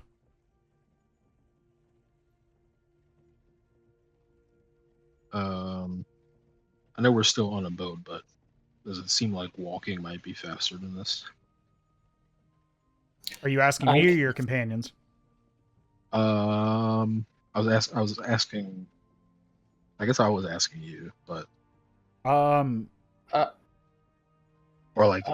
does it seem to me in universe that we're going less than walking speed?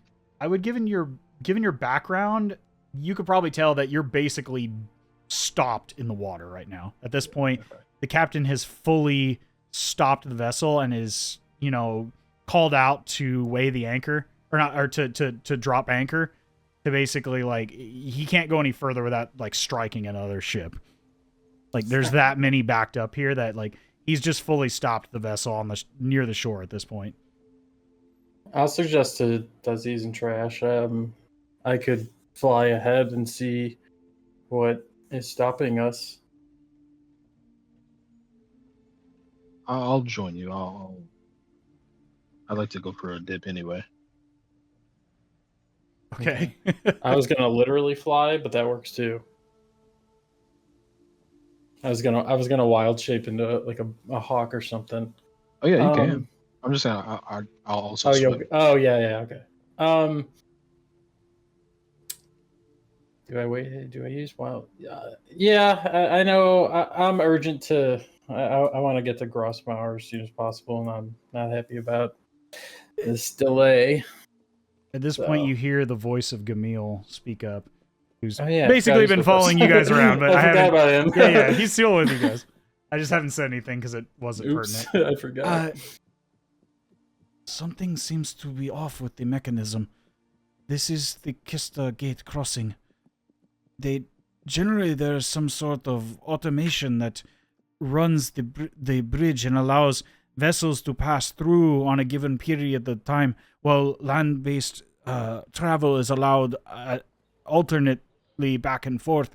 This is the first time I've seen so many ships moored before the crossing, as well as it seems that whatever has happened has inhibited this mechanism from moving quickly. It is not really my area of expertise, but it seems that something is inhibiting the crossing mechanism. Well, mayhaps we can provide some aid. Perhaps.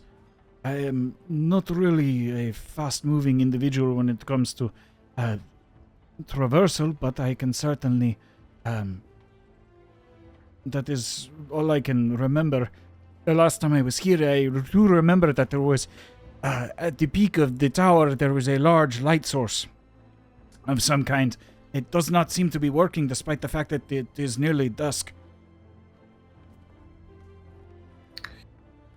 Well, maybe flight would be more useful in this situation. Yep, that's my cue. I'll say I'll take a look, and I will wild shape. As you say this, is your wild shape preference here? Does it have dark vision? Is it nighttime or dusk? It is or, almost nighttime. Yeah, it's going to be night. By the time you get to, even with flight, by the time you get to the tower, it would be pretty close to full darkness. Like the sun would have fully set, or is about to fully set. So if you don't, I'm just bringing it up now because you would. Yeah, probably... I would. I think I would instinctually turn into. I would imagine a hawk has dark vision. Let me double check. I just bring it up because I don't want you to be like, I want this specific thing, and be like, it's nighttime and you don't have dark vision. Yeah, because I feel like I don't think I'm gonna be getting. Well, here, let me look. I found a hawk. It has keen sight. Hawk's advantage on wisdom perception checks that rely on sight. I mean, I'll turn into something else. I would say for the purposes of that, yeah, they have dark vision. I'm not going to fight with it, just for mechanics' sake. I'll allow it. Then yeah, I'll turn into a hawk. Okay. A night hawk. Yes, a cool, very cool looking hawk. Okay. You watch as your companion Floof shrinks into this small, like football-sized hawk, but with a larger wingspan, and just tears off into the skies.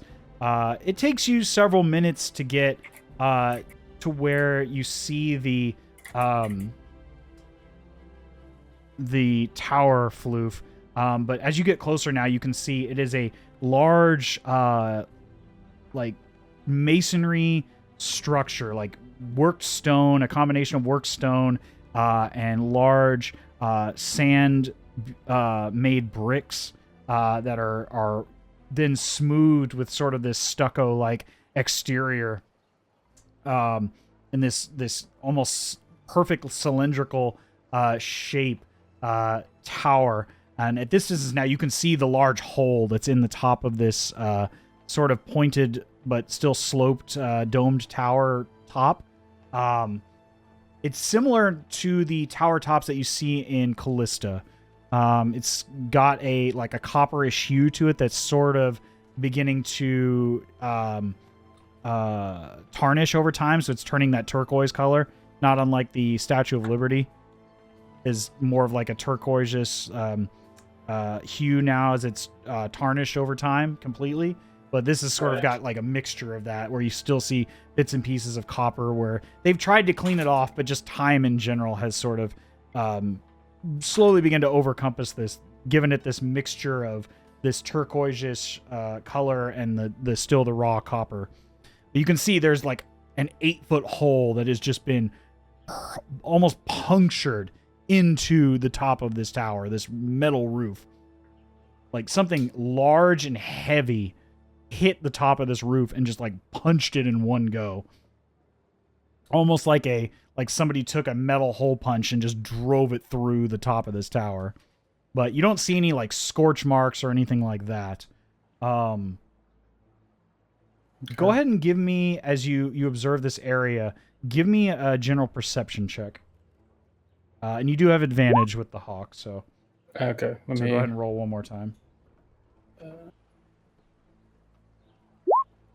Yeah, so 23. You can see now both sides, just like Gamil had mentioned, it looks like there are about half a dozen on each side, individuals cranking these mechanical cranks at the end of the each end of the bridge, and it's slowly lifting up on both sides to allow vessels to move through. But you can also see that there are pipes on either side that go to these mechanisms, but for some reason there is nothing moving through. You don't see any liquid flowing. You hear anything as you kind of soar around this area. It doesn't seem, and there's like no light in this tower other than several individuals that you see in this glass surrounding space with torches up. And it seems very out of place in a well-made mechanical structure of this nature. Like, somebody spent a great deal of time and engineering putting this together, and it seems like none of it is working. Like, they're down to like basic torches and like oil lanterns and things like that. Something's wrong. Like, that's the general consensus you get as you observe. And as you stare through this glass, you see that there is a large pedestal in the middle of this space of these like 10-foot glass, like curved glass panels that go all the way around in a perfect circle around just below the roof of the tower. And you see this pedestal, and there seems to be something like it's empty. There's nothing in it. As you stare down through the hole, you can see the edge of the pedestal. You're not sure what was there or what was going on there, but it seems to be empty. And then there's a number of individuals staring at that pedestal with torches. And what you can see from the torchlight around it, it's like the edges of the pedestal seem to be, it's like a mixture of metal and stone, and certain edges of it are bent. The actual pedestal, like bottom of itself, is about 2, maybe 1.5 to 2 foot in diameter from like the edge of the metal like portions. The best way I would describe it to you as you observe it is with that roll is it's kind of like the setting of a ring, like the ring that you've seen multiple times now that you have, that sapphire signet ring. It's like the setting of that without the jewel in the middle. Is what it brings to mind as you observe this location. And that's the gist of what you see at this distance. Okay. I mean, I think I want to fly all the way to the hole in the roof and see if I could hear what they're saying. Sure. So you calmly perch on the edge of this hole. You do see that a couple individuals make note of you, but they don't seem to be too concerned as you perch at this hole. Only that, if you were to enter, they might, react a bit further, but they notice your presence, but they kind of pay you no mind as they are observing this location. You see you see a male human, kind of dirty blonde hair, long scraggly beard, and he's wearing garments that are very similar to garments that you've seen members of the magistrate wear.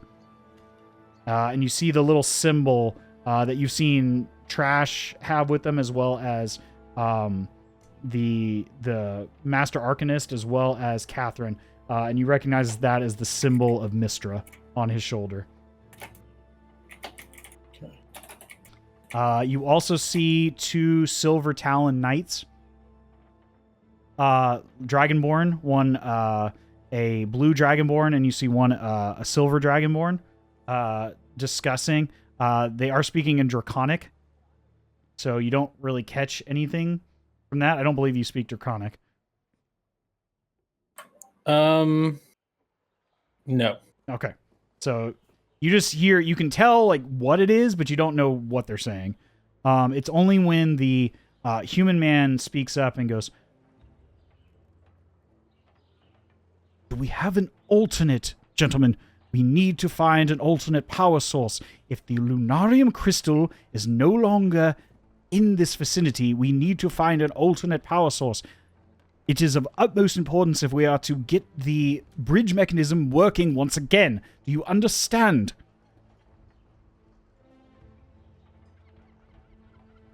And they turn at this point and kind of acknowledge, and you hear them now speak in common. "Master Mage, do you not understand what the value of the Eye of Bahamut is? It is more than just a power source. It is a beacon of prestige in this region. And it has been stolen from its perch. It is not about powering your bridge. It is worth more as a symbol of our people."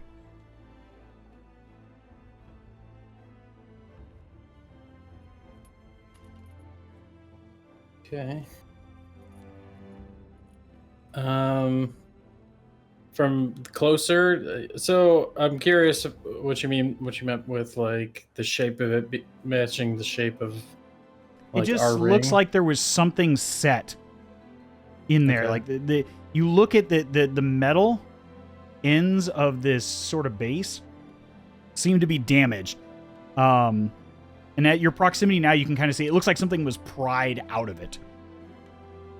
Okay. Something almost like the size of this. Like this is like a pedestal. At this distance, you can tell it's not really like a basin. It's like a pedestal, and something large was set inside of it. Okay. And you just reminded because you see the little like bent pieces of metal, similar to the metal like settings of the ring that you've seen, and that kind of sparks recognition in your mind. Okay. So, Sorry if that wasn't clear. For a second I thought you were. My initial thought was that It's like a our giant ring could be put jewel into of it. some kind is missing from Yeah. its setting. Is the best way. I was trying to describe it in a way that Floof would have seen it in a form of recognition. Yeah, good job. Do I know anything about the Eye of Bahamut or whatever you just said? Of Bahamut? Bahamut? Give me a religion check.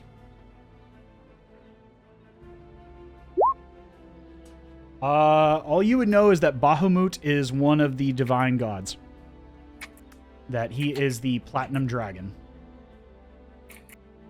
You've heard the name before. In passing, you know because there was a large statue in the town where you first met Trash and Dazes in Tierhelm. In that main square was a statue to the Platinum Dragon. Okay, good to know. I like to have gods on hand that I could possibly call. But all right, so these people are trying to figure out how to fix the magic that is powering this bridge. That's pretty much what I gathered. Does it seem like there's anything else before I more or less go back and relay the information? With your perception check, that's the gist of what you glean. You don't really see anything else. No, I take that back. I'm sorry. Okay. Give me one more perception check. Okay. See if you catch these details. You do have advantage, so you can roll one more time. Okay. Okay. Yes, you see 3 more details that you didn't see from the air before you weren't perched inside this hole. One of which one of the Silver Talon guards is inspecting. You see there's a number of feathers on the ground. Large feathers. And based on the scent, it's a scent that you've smelled many times now, and it's a scent of the oil, the ointment that you have in your possession. The same sort of oil that the Aarakocra use as healing and as lubricant for their feathers, as sort of a cleansing liquid. Basically like a means of maintaining moisture in their feathers. It's the same thing that you were given, that you still have a container of, the ointment. Okay. You also see a tiny, tiny ruby on the ground. Like the size of someone's thumbnail, maybe. Like a very oblong, awkwardly shaped, shard of a ruby. And around this location, there's a large puddle of water. Okay. And you can see that one of the guards has gathered up some, a towel and is beginning to clean it up at this point. It doesn't seem to be paying it any mind, but it catches your eye because you're like, we're still in a desert. Why is there a puddle of water here? Okay. And especially high above the river. And you notice it doesn't really, seem to have a trail flowing in any direction. So those are the 3 awkward things that you see. Okay. That sort of stand out amongst. Otherwise, this is the floor itself is like this polished marble floor that there's really nothing here other than a set of stairs that sort of wraps around the outside, and you see there's these stone stairs that descend downward towards you imagine the base of this tower. Okay. One last thing I'm wondering for this tower, from where this hole is, could I deduce if, however this hole got here, did the explosion or impact go in or out from the center? Give me an investigation maybe check. the way the metal's bent. Okay.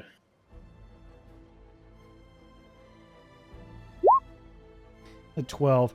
Really, all you can tell is that something hit it from the outside based on the way the metal is bent. Fair enough. Okay. You kind of get the gist of that. You do not see any scorch marks. You just see that it's something impacted it. And that the remainder of the metal's still there, but it looks like it was just punched inward by a hole punch. Very precisely. Okay. I think everything Floof would be capable of looking for here has been gathered. I will fly back to the party, dismiss Wild Shape, and tell them that the bridge is broken.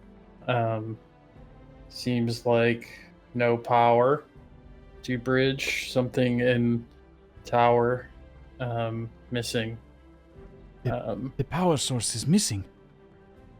The large crystal, the Eye of Bahamut, is missing. And you hear Gamil call out to you as you say this. I'll say, Eye of Bahamut, yes, they said was gone. That is... Who could have done this? The crystal is nearly 2 feet in diameter. It is the largest lunarium crystal ever found. Do I know that you said that I seen the Magisterium sigil on trash before, or you've seen it in and around people somewhere? Yeah, you would know that. I'll tell Trash. Your friends are up there. My friends? Where your little patch. Oh, they're members of the Imperium Arcanum? Yes. 2 dragon men and a human discussing It'd be that patch, is what you saw. that patch. Also, Well, something like this, but similarly, just this 8-pointed star is often what you see. Like one of these is what you see. okay. Also, looked like tower hit from outside, and there was a pool of water, and I saw something red shining. Small red rock shining. Small rock. Yeah, shiny rock. Shiny red rock. Like it was glowing or it was just shiny? Was it glowing or was it shining? I would imagine Floof at this point has probably seen like a ruby. Okay, all right. Yeah, small ruby. You would know it's like a precious stone, like some sort of gem. Okay. Hmm. And with the way he described it, Trash, he could probably parse together what he's discussing or what he's trying to say. Right. And you also saw Aarakocra feathers. Yes. And smelled this ointment, and I'll shake the little thing Dazes just gave me. And saw Aarakocra feather up there. They were examining.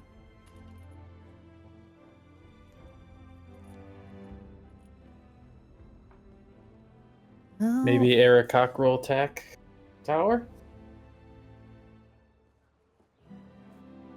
maybe.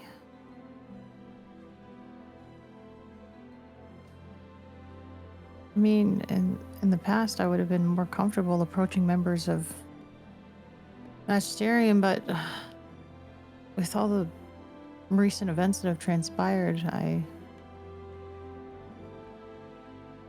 just don't know what to believe anymore. I don't know who to trust. I don't know who to be forthcoming with information.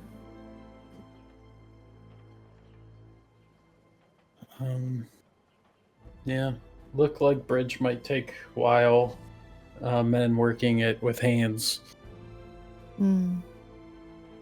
Yes, they would have had an alternate means of raising the bridge, but it would by no means be as swift as the magical implement.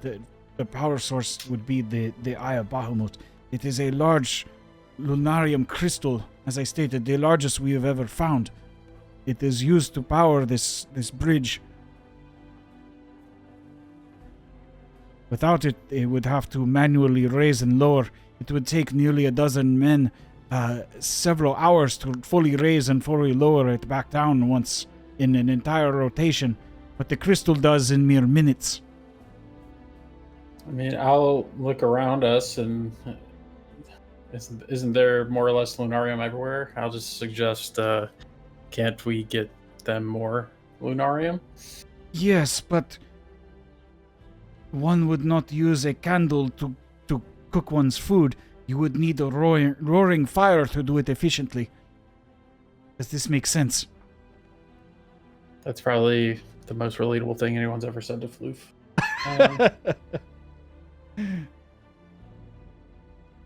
Yeah, I'll nod and shrug, like, I don't know then.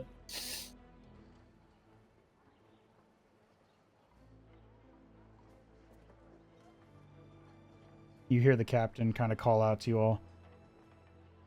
Well, this is kind of a shit show. I don't know when we're going to be continuing onward, but you're welcome to hop off early if you'd like. It's only about another mile northward to the bridge. If we're lucky, I can try to moor us on the western side, and you might be able to pass by the guards there. But you might not. Who knows? They might not be allowing any passage right now. Who knows?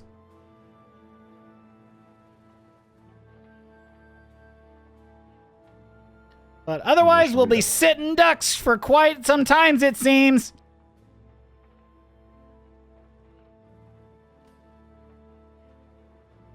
How far is the bridge from our current position?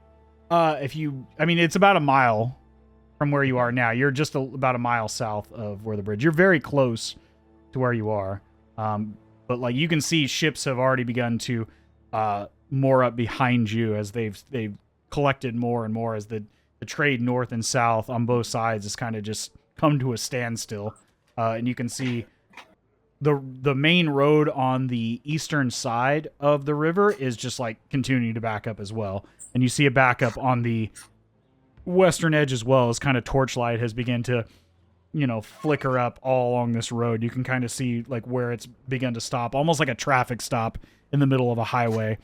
On one side, it's like you can see torchlight, and another side you see, or one side you see red lights, the other side you see white lights. You can kind of tell where it's beginning to back up and like where the far ends of it. It's beginning to back up to the point where it's like nearly a half a mile or more long on each end of the land-based portion, and the river's backed up even further. Traffic everywhere. Yeah. I mean, I'm about to just swim down this river and leave y'all. I'm just saying. I'm sure me and Trash will catch up. I feel like I'd keep my wild shape. Also, about the table question. Yes. I can't talk to people in wild shape form, can I? No. Not unless they have some sort of magical Not unless means. we could speak to Yeah, unless you can speak to animals or animals. something. That's okay. All right. I mean, you could make basic gestures. You keep your mental faculties as your wild shaped. So, I mean, you could like try to sign what your intent is, but you can't speak in wild All shape. right. I just wanted to make sure I didn't miss some kind of opportunity there. Nope. But somebody who has speak with animals while in wild shape would. I would be able imagine to talk give me your for future explanation reference. you did to Trash, you would have to transform back.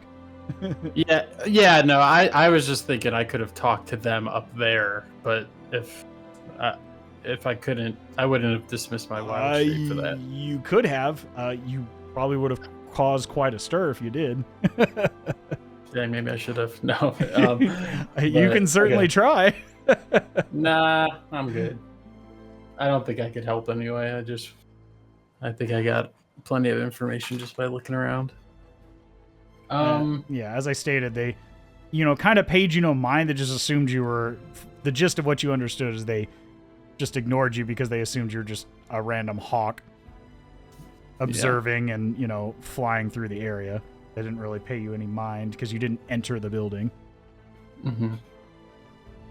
All right. Well, Trash, should we walk/swim for you? At this point, I picture Dazes at the edge of the boat, just waiting to jump in. The river at this portion is about a quarter mile wide.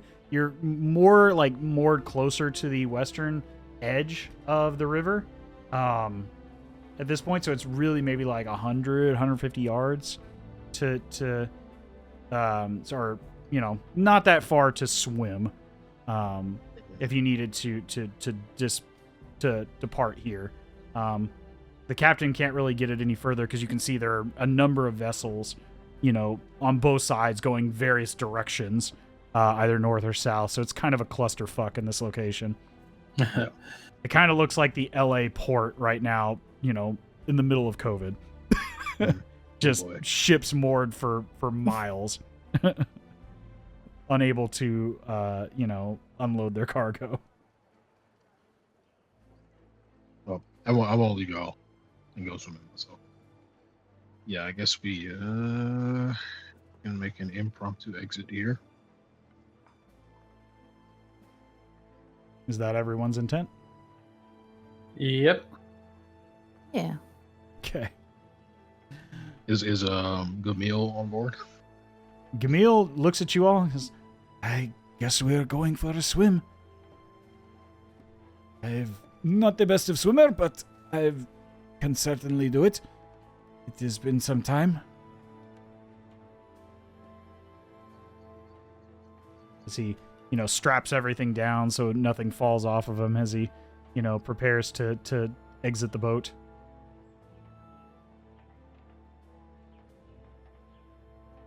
I'm so tempted to walk on water, but I would not do it. Just a flex. Just a flex. flex. That's funny. But there's a lot of people here. The best swimmer in the group is like, nah, I don't feel like getting wet today.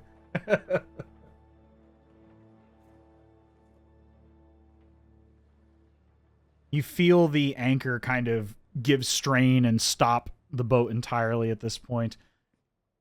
We're totally stopped! Now's the time! Your choice!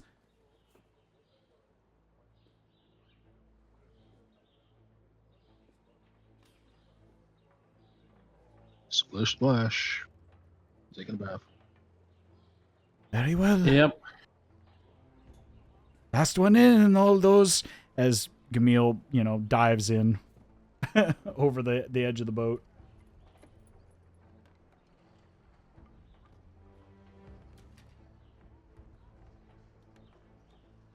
And as he said, he's not the best of swimmer, but, he's not drowning. He's just, slower. Mm-hmm. He's a bit top heavy. Mm-hmm. Yeah. If you all would like to disembark at this point, the ship is fully stopped.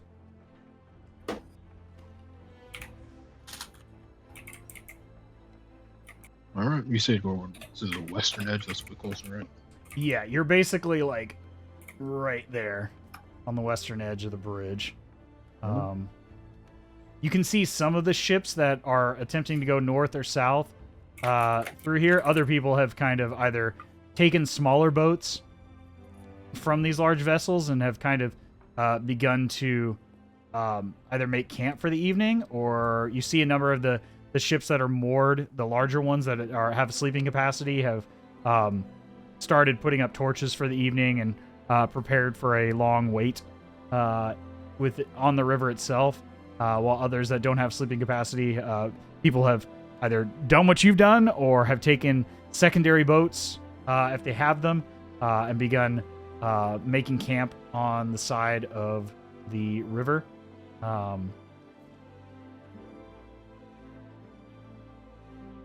But you do see, it takes you a bit of time, maybe about 10 or so minutes to make your way to the edge of the shore.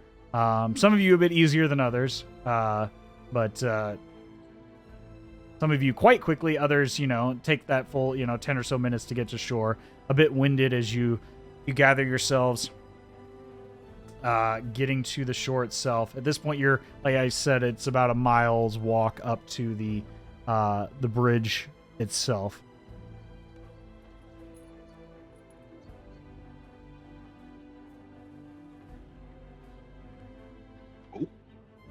Now I guess we can get like a kind of a better look at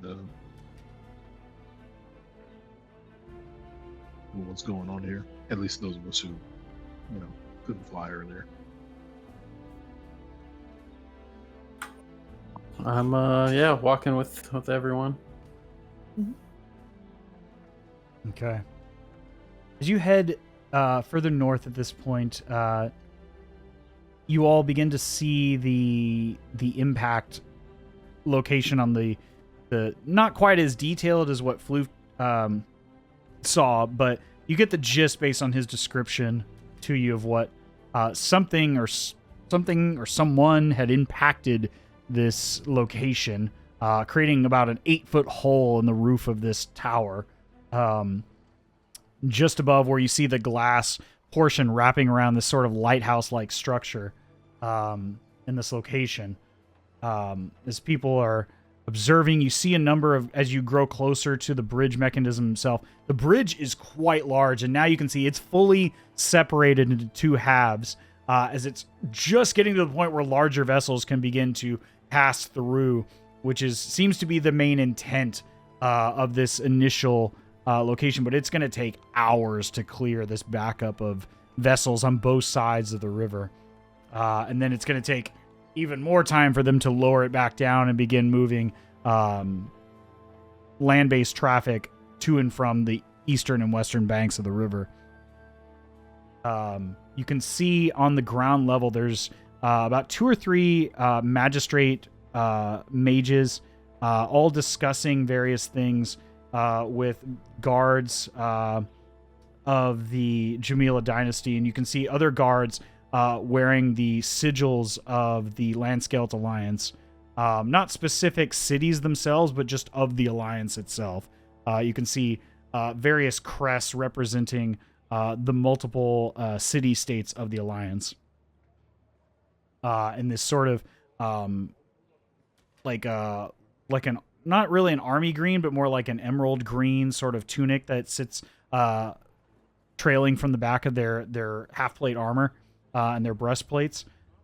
So it's not something that you haven't already seen. Dazes, you would have seen these markings several times. Trash, you would have seen these markings as well. And then Floof, in passing, you would have seen similar sort of markings.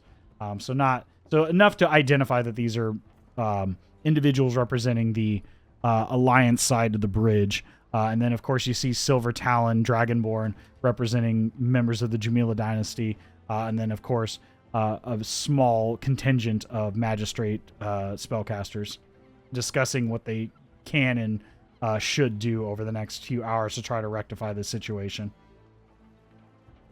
Do we pass by close enough to overhear any of the conversation?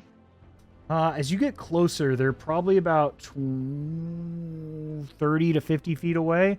As you reach the sort of makeshift checkpoint that's been made here, which there's a growing line at this point of people trying to pass through.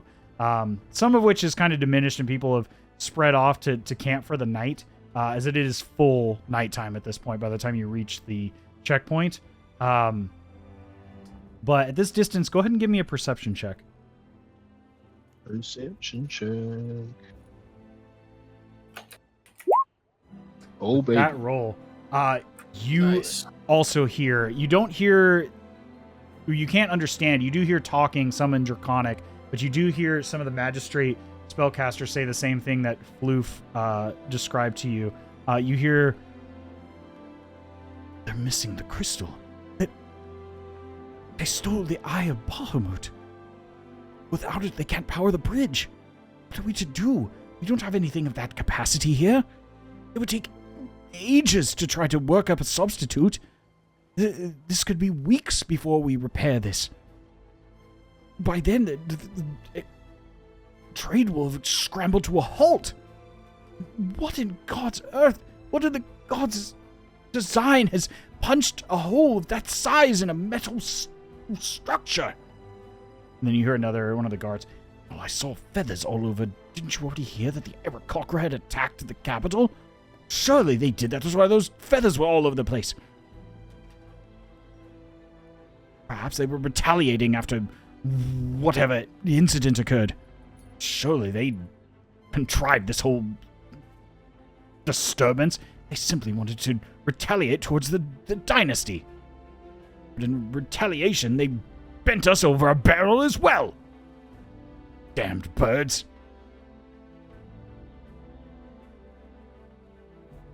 That's the gist of what you There's hear. There's our Aarakocra information, unfortunately. From a certain source.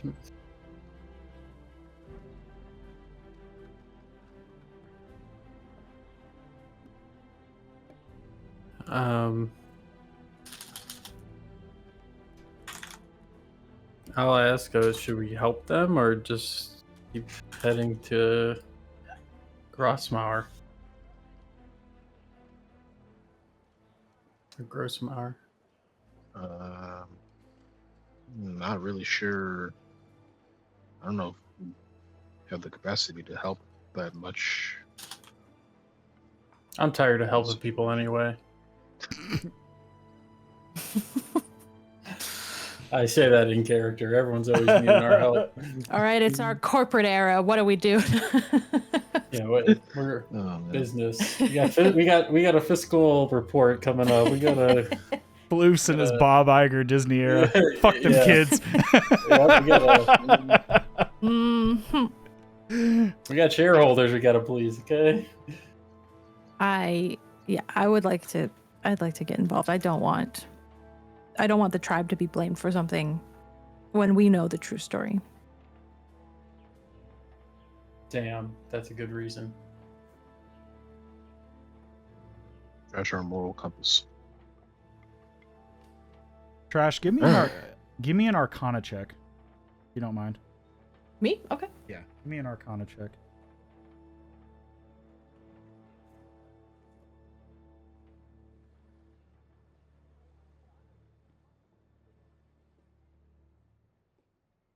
Ooh, that was a good roll. Plus Arcana, which is plus 4, 17 plus 4, 21. 21. You can't argue that the feathers are there. But what's weird is the other two things that Floof had mentioned to you. Mm-hmm. The small gemstone that he's mentioned, the red stone. The ruby? Or the ruby. What Yeah, you would imagine as a ruby based on what he Right. described. And then the puddle of water. You're not certain, but they sound odd. Okay. Like that combination of things sounds odd to you. Is there, would I, like, in my head know of, like, maybe not necessarily a spell that, like, factors in all these things, but, like, does it harken to a particular school of magic that I'm like, I think perhaps something of this nature was used, kind of thing? You're not certain given your experience. Okay. But it just, with that roll, it seems odd. It sounds, you're not certain where, but it sounds too odd to be anything other than some sort of spell ingredients. Okay. You're not certain what spell, but it sounds like some sort of arcane ingredients. Some Okay. sort of, you're just not sure what kind. Like, you don't have the experience Right. to know. It's not among any of the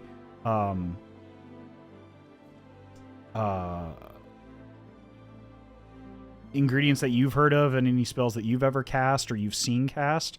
But it fits the sort of description of something oddball that would be used as a means of casting a spell.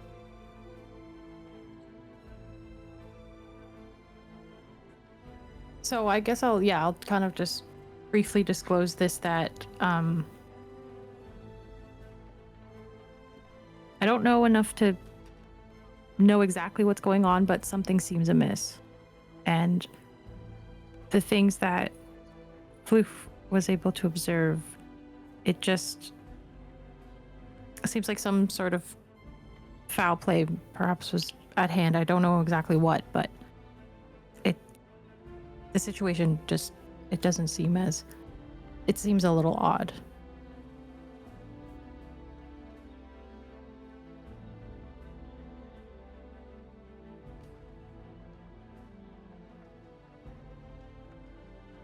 The building with the hole in the roof that I assume had the lunar, the big lunar crystal. Is that on our side of the bridge? Yes. Yeah, it's on your side of the bridge. Okay. Like right now, you're standing about 100, 150 feet south of it. So you're like looking up and you can see on this side, this like on the southeastern corner is where the hole is. Okay. Like facing backwards, almost like directly at the mesas.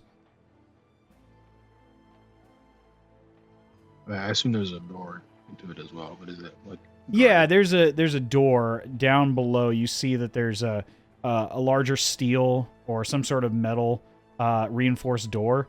There's a number of like glass windows all around that seem to be intact and don't seem to be tampered with.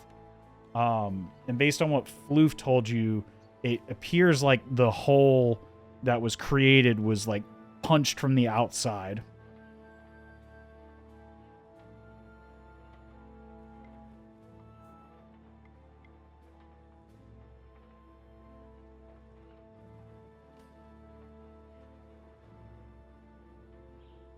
If we want to investigate or some such, we probably have. I don't know if we'd be able to get permission. I mean, the Magisterium people are up there, so they would probably have the best insight for everything going on. And you could see if they still like you. Trash. And if they don't, I'll throw them through the hole. Guess that's slightly more reassuring. Is it? Maybe.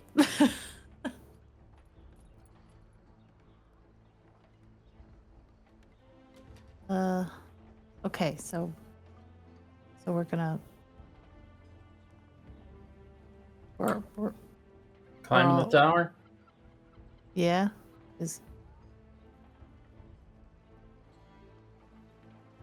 So right now you guys are on the ground level, just outside this tower. You can see there's a number of guards all around this tower.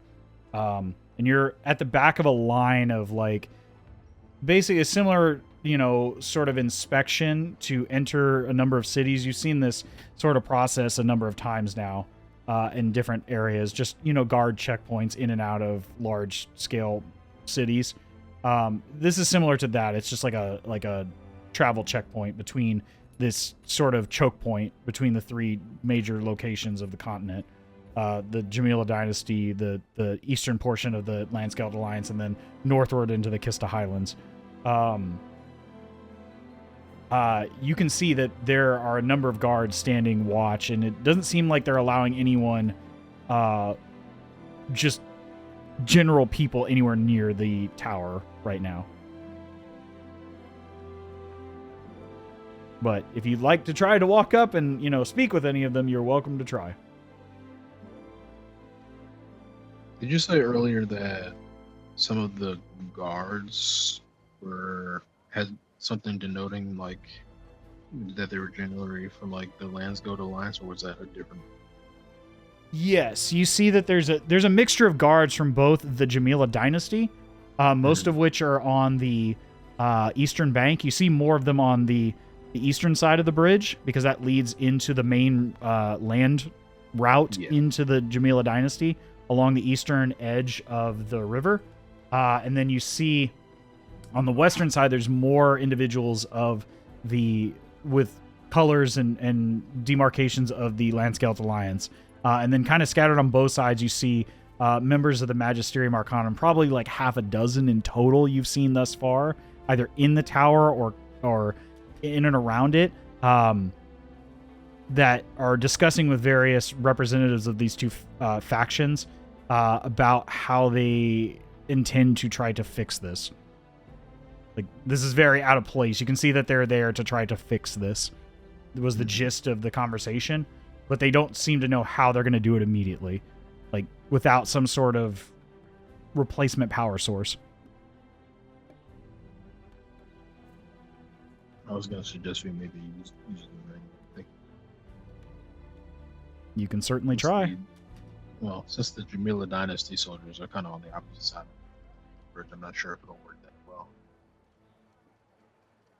from this side. Well, one way or another, we gotta get farther north, so we either get through the checkpoint or talk to these guards and help. So I'm just gonna grab Floof and Dazes' hands and power my way through this crowd to the front of it. Hey, what are you doing? Get in line! As you bump through a bunch of people and just barrel your way through up to the front of the line. And at this point, you see two large guards in full plate armor step in front of you. That's enough right there. You stand down. What are you doing? State your business. Here's where Floof panics and doesn't have people skills. These two are guards that are of the Lansgeld Alliance. Yeah, they're wearing full plate armor. You can see the sort of emerald green markings in the tunics and the I forget the name of the fabric piece that hangs in front of the pelvis. I forget the name of it. The coif, whatever you call it. I forget what it's called.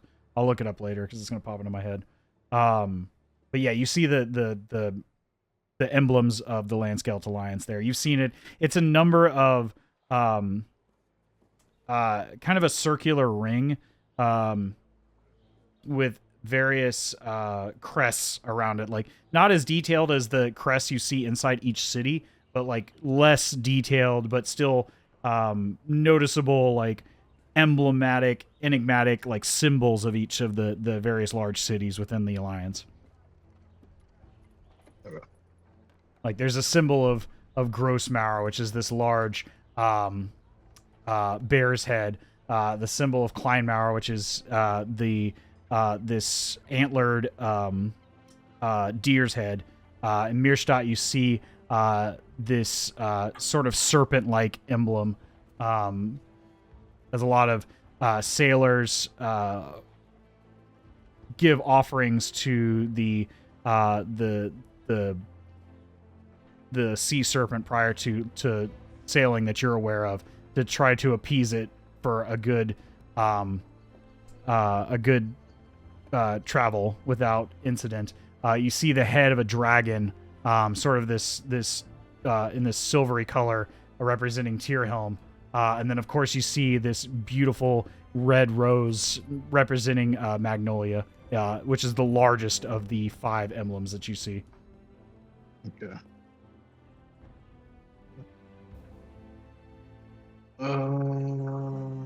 Okay.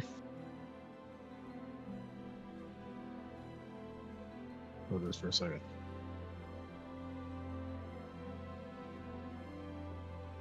I guess I'll say, I see you all are having a bit of trouble with the bridge. We were wondering if you might require some assistance in getting the situation resolved. Are you a member of the Magistrate? Are you here to help us? If you do, show us your credentials. Otherwise, Actually, stand aside. Are you some sort of artificer who's here to help us? I'm definitely We already have side-eyeing- members. Go ahead. I was just gonna say I'm definitely side-eyeing Trash here. Do you have credentials, Josh? I don't really. It's not like proper credentials, if that makes sense, because I was always like a mentor-mentee ship with Catherine, but then the situation with Catherine now kind of being that she's either missing / directly responsible for a lot of the events that have occurred recently. And then there was a talk with oh shit, I'm blanking on his name. The Dwarven Arcane Master. Oh, who- Master yeah. Master Arcanist Oberson? Derek Oberson. Oh yeah, had maybe suggested what before, again, everything, What you remember is he intended to allow you to join the Magistrate in a formal Yeah. capacity, but that has not occurred yet. Exactly, because of everything. So that's why I'm so hesitant, because I'm not really officially by the official channels associated. So I can try to, with as much confidence as I can muster, kind of say that, I have associations with the Magistrate. You say that to the guard.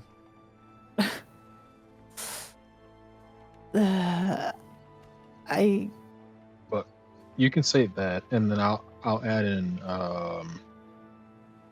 that we are also associated with the I don't want to say the royalty of the Jamila dynasty, but I feel like I don't know if these people are going to recognize the signet ring. Maybe we'll try. You but- show the ring, and I'll square up. I'll stand a little bit taller. I'll stretch myself up a little taller. Try to flash my,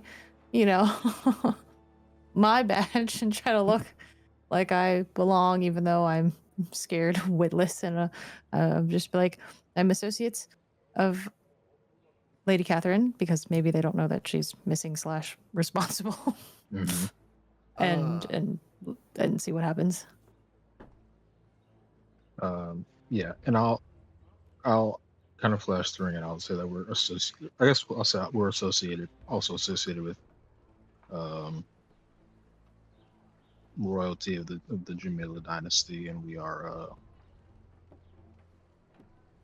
I guess on our way out, and we were wondering if there was a way that we would be able to maybe speed up the process of our exit. As I kind of flashed in the signet ring, and whether they recognize it or not, I won't be sure. But I will also suggest that if they don't, maybe the guards on the other side, on the other side of the bridge, can verify the. What's the word I'm looking for? Authenticity. Can verify that the authenticity. Significance, yeah. I'll tell you what. This seems like two separate things that you're trying to do. One of you is trying to get into the tower, and the other one is whether you're, getting into for your own reasons or trying to help. But that sounds like what you're trying to do, Trash. Am I correct in saying that? Just to kind of maybe disarm them, that they're saying, like, on what authority are you approaching us? Do you have credentials? As you approach the tower, they've kind of stopped you at this point.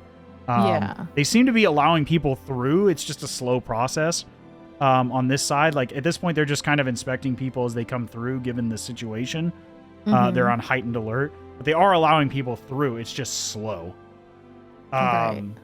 But if you're trying to approach the tower, they are going to stop you 100% without some sort of reason for going anywhere near there right now, because that is like ground zero for what's just happened here. Yeah, so I can try to say that we're associated and we can help with the issue.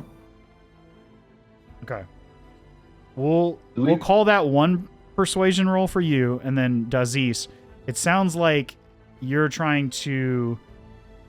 Are you trying to expedite your passage onward, or are you trying to enter the tower as well, or enter this vicinity of this crime scene, essentially? Like, yeah, I mean, I guess you can call it kind of an authoritative aid in entering the tower.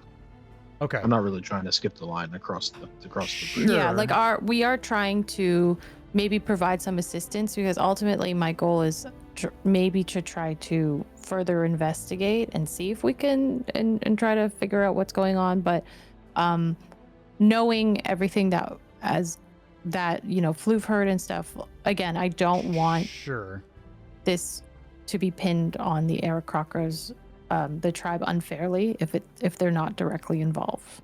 Sure. I'm gonna go ahead and say,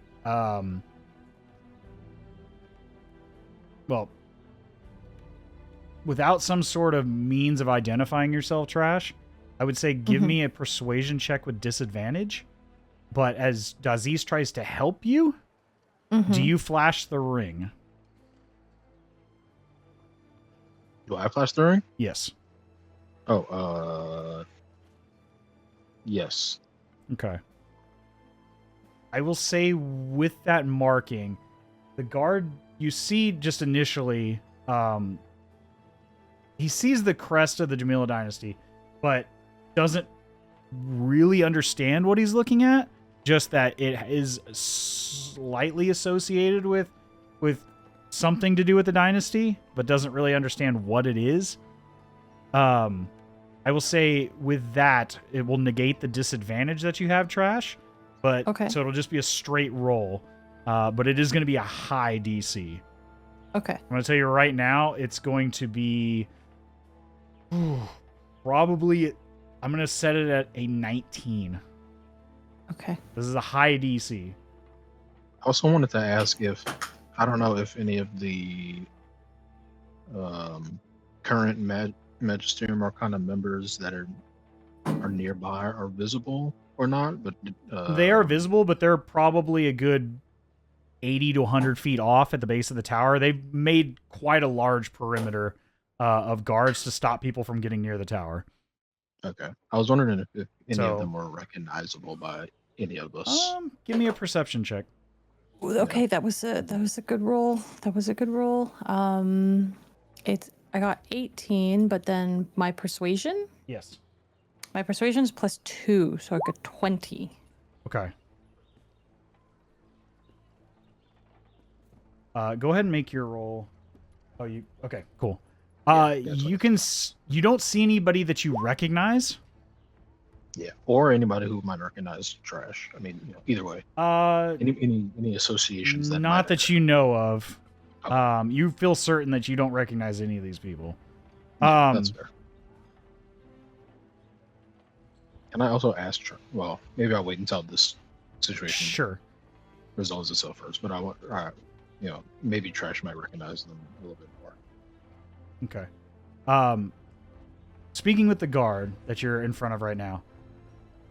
Look, I'll call over one of the mages.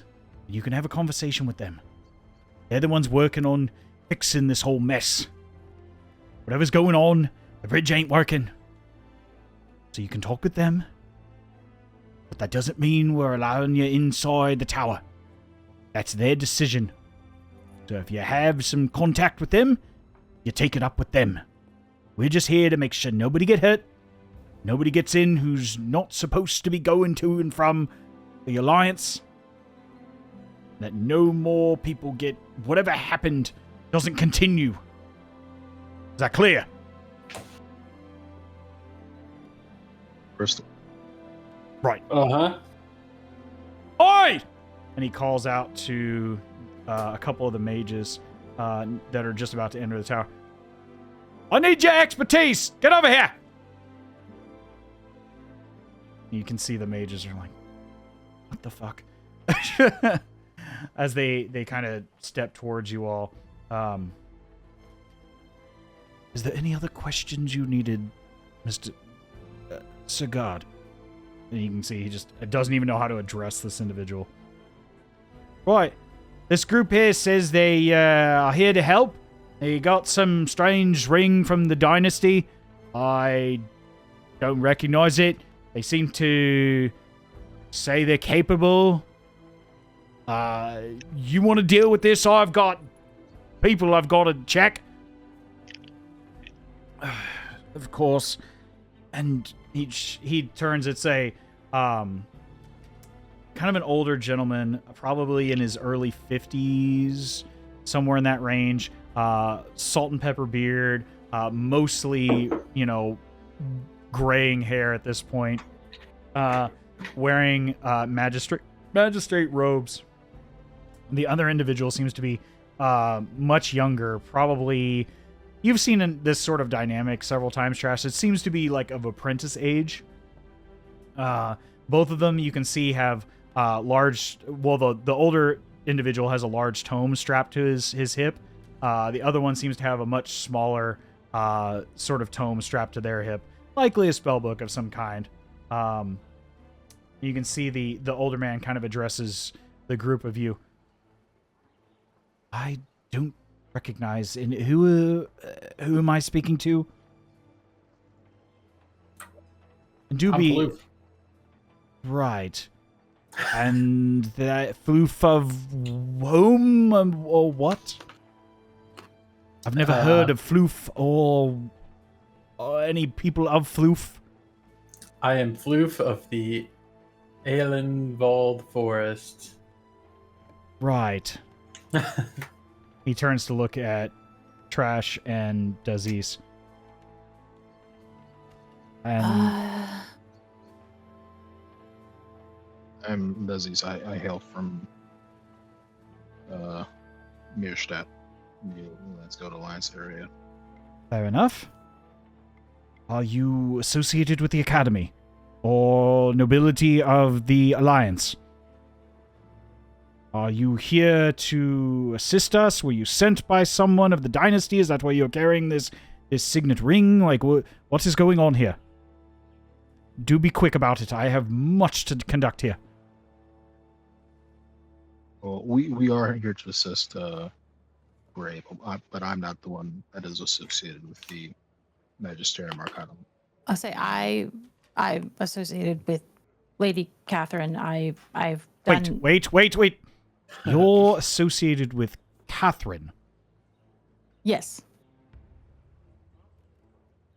Young lady, I assume Sure. Miss, what I apologize. I don't mean no disrespect. No, I that's would all right. highly recommend you do not say that willingly. Lady Catherine is under suspicion of high treason.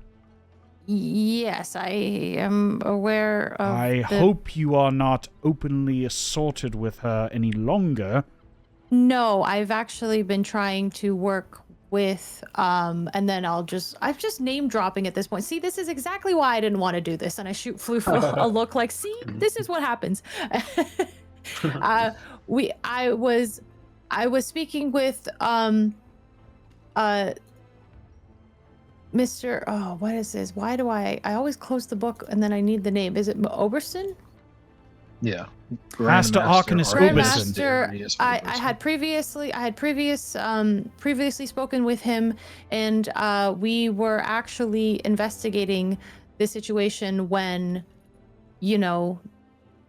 the events occurred as they did. But what I was a previous associate of hers. I am not in contact with her. We are trying to get to the bottom of her whereabouts, and I'll just leave it at that. I didn't say to try to attack or find or rescue. We're trying to find her. That's all. Right. Give me a moment. You watch as he puts two fingers up to his temple. At first, it almost looks like he's just rubbing his temple in frustration, but I mean, I will start doing the same thing because I'm having a panic attack right now at the same time. Master Oberson, I have he points to you. What's your name? It's Trash. I have a trash here at the Kista Highland Gates. Did you send this one to assist in our endeavors to repair the mechanism? Please, I understand this is unorthodox. Thank you. And you see him wait just a moment as he says this, rubbing his temple, before suddenly you watch his eyes kind of roll back, and he does the same move again as he seems to be kind of losing focus on the things directly around him before. Right. Master Oberson states that he'd like you to leave this be for the time being, and he states that he wanted to ask, he stating that you are here and that you are right. That answers his first question. But wanted to know why you were assisting this matter. He thought you were in search of Lady Catherine.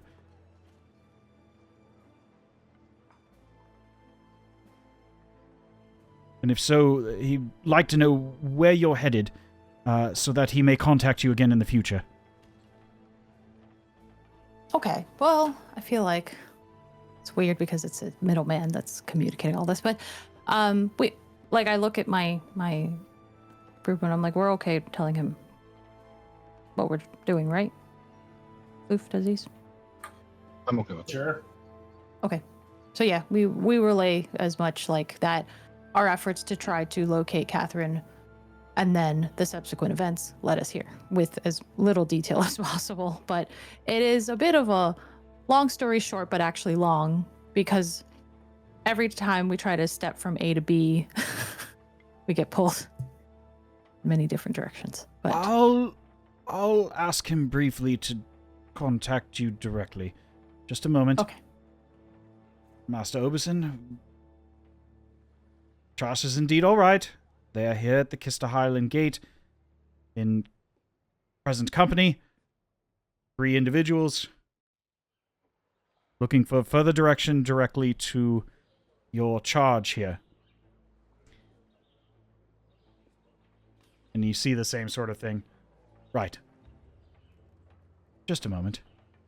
And Trash, all of a sudden you hear in your mind, Trash, can you hear me? I'd like you to allow those that are there to do their business. Continue on in your search for Lady Catherine. I am deeply you just hear this in order. You don't... Yeah, because it's like the 25 words back and forth kind of thing, right? Yeah. But you only get one response back. So you just hear this. You can't really... Even though you try to, like, interject, you just hear the it's kind of like interjecting in a voicemail. Yeah. It's like getting multiple voicemails back and forth. Like, there's no interjecting in between. Mm-hmm. Continue on in your search.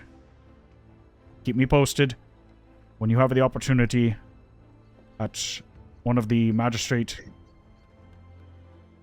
strongholds.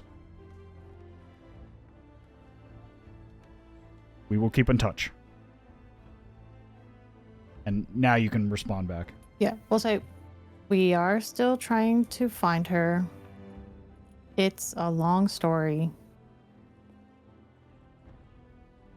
But the plan has not changed. Just things blew up. That's it. Yep. You hear one more message come back about a minute or two later. Indeed, a lot of things blew up. Just be careful. Keep me posted when you can. Stay safe. Don't do anything rash.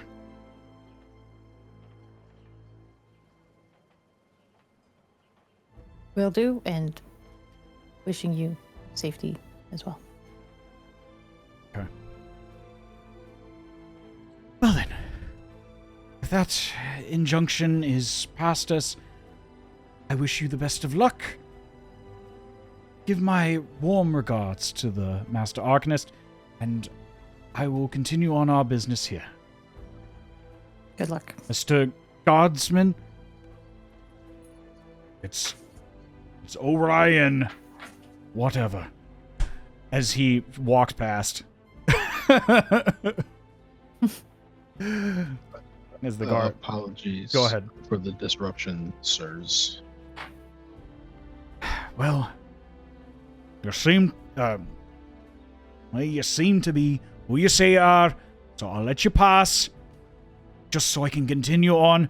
And you hear some cries from the back. Oi! I've been waiting over an hour! Shut it! Just get on your way, please. I got a lot here, obviously. Until this bridge lowers down, I can't even finish. I'm gonna be here all night. So just move along. As he orders the guards that are sort of standing watch. You can see that a couple of the guards have like loaded crossbows, like heavy crossbows, waiting in case anyone tries anything unorthodox or dangerous. And then there's a number of like war horses, secured in case someone tries to like run like a carriage or something through the area. But they kind of step aside and allow you, the 3 of you to pass, or the 4 of you to pass with Gamil, who's stayed kind of far back a little bit, like enough that he still like seems like part of your group, but has kind of kept his face covered in this situation, trying not to draw too much attention. Yeah, which we definitely just did. But at this point, you're not impeded. You just have like probably about 50 or 60 yards of angry people behind you that you just skipped in line of.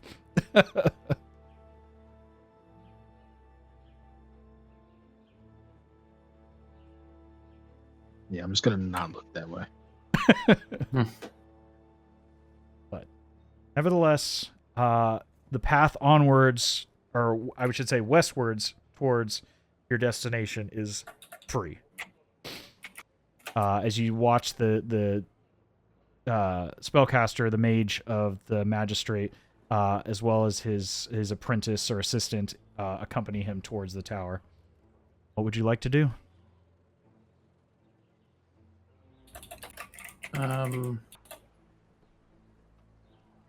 So the closer I get to, I'm just now realizing how shockingly close my forest is to Grossmauer for some reason. Well, as we're getting, do I know anything about the road we're on or anything? I'm guessing we're at this kind of pretty horizontal road. Yeah, heading you're that on way? the western edge of the bridge. Okay. From this stretch here, following the road onwards to Grossmauer, roughly is about 70, 80 miles total walking distance to Grossmauer. So probably a 2.5 day trek. If you're moving at a reasonable pace to get there. Right now it's just after dark, so if you want to continue going after dark, you're welcome to do that, but there will be, consequences. Potentially, yes. Potentially. For, traveling at nighttime, in a small group. But you're right now there's so many people, there doesn't seem to be anything around. There's enough on this side of things as people moving eastward towards the bridge trying to head into the dynasty. You can see there's like almost at this point like 3/4 of a mile back of like carriages and various people like choked up at this crossing. Just for my own sake, do I get the idea that more people are trying to get into the Jamila dynasty or out of the Jamila dynasty? Assuming that's relevant. Just at a glance, it seems pretty even. Okay. It's kind of like this is a traffic jam after an accident in a heavy intersection. Okay. You can see there's quite a bit of traffic. It's like this is definitely a main thoroughfare for this region of the continent. And it is almost entirely stopped at this point. And hence it is stopped in every direction at this point. It's like a 4-way stop sign that is barely functioning at this point. Like if you've ever been through a stop sign that's gone into its emergency mode where it's just flashing red, so it becomes a stop sign, and how inefficient that is, that's essentially what this has become. Okay. Just on a much larger scale.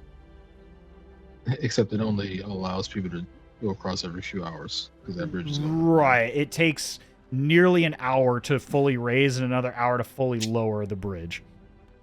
So, like, yeah, it's every transition that they're having to do, like in a fair manner, is taking like upwards of an hour to do, as opposed to mere minutes, based on the conversations that you've heard in passing. So it's causing a lot of backup.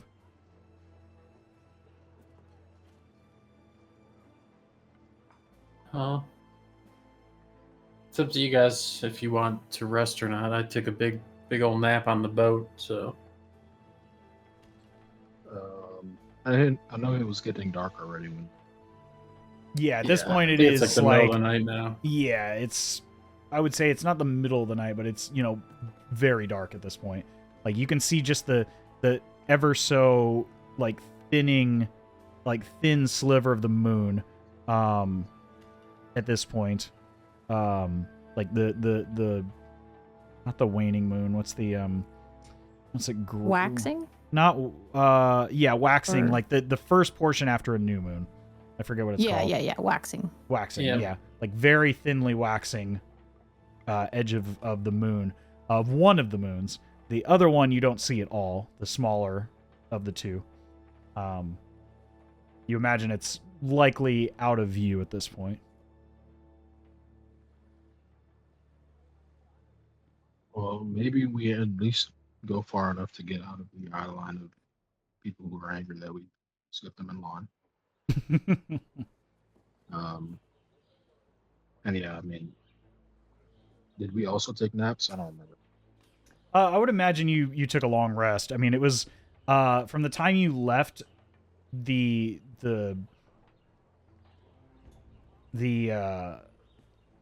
because it would have been morning. You would have taken a long rest like this morning.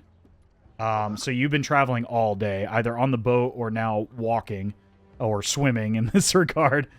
So yeah, it's been nearly like 15 or 16 hours at this point since your last long rest. It's been a full day.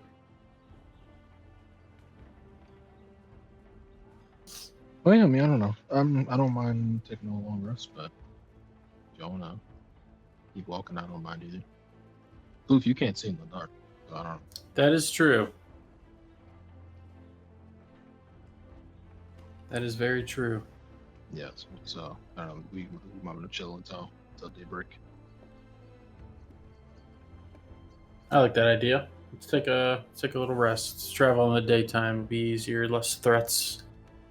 The dark is dangerous from where I come from. All right. Well, as you set up camp for the evening, a bit past all the hustle and bustle, the angry gazes of a handful of nobles and carriages, as well as just angry travelers in general, that you bypassed the blockade of the soldiers at the Kista Bridge crossing, or Kista Gate crossing. Now, fully out of that view, you've now, I would say, about a mile or two past the bulk of the traffic at this point, heading westward towards the split point with your companion Gamil as you stop for the evening to rest. Is there anything you all would like to do this evening? Or do we want to just leap ahead to the following morning?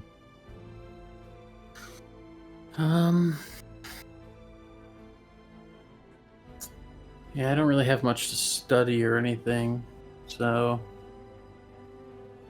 I'm just gonna keep listening. Since I kind of just rested while these guys sleep, I'll more or less relax, but kind of try to eavesdrop on what people are saying as they walk by.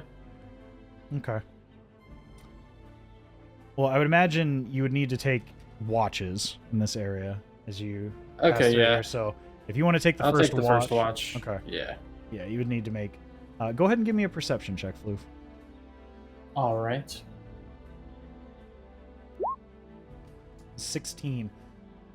You get the general, clamor as people passing by. For the most part, the people that you pass by in this location that are heading eastward have not encountered the backup at the crossing yet. Those that have come through, you can see are thoroughly annoyed. The handful of people, if they haven't already stopped just outside, you see a handful of people in this area have also stopped to make camp. So there's a number of, scattered people around the general road area. So you're not entirely alone, but, at a decent distance. For those that are heading westward into the Alliance, there's a general annoyance having passed through that cluster of a situation. But not a lot of understanding of what occurred. You don't see anybody of any high rank or station passing through that would have been privy to any of the information that you garnered. Okay. Who's going to take the second watch? I'll do it. Okay. Go ahead and give me a perception check.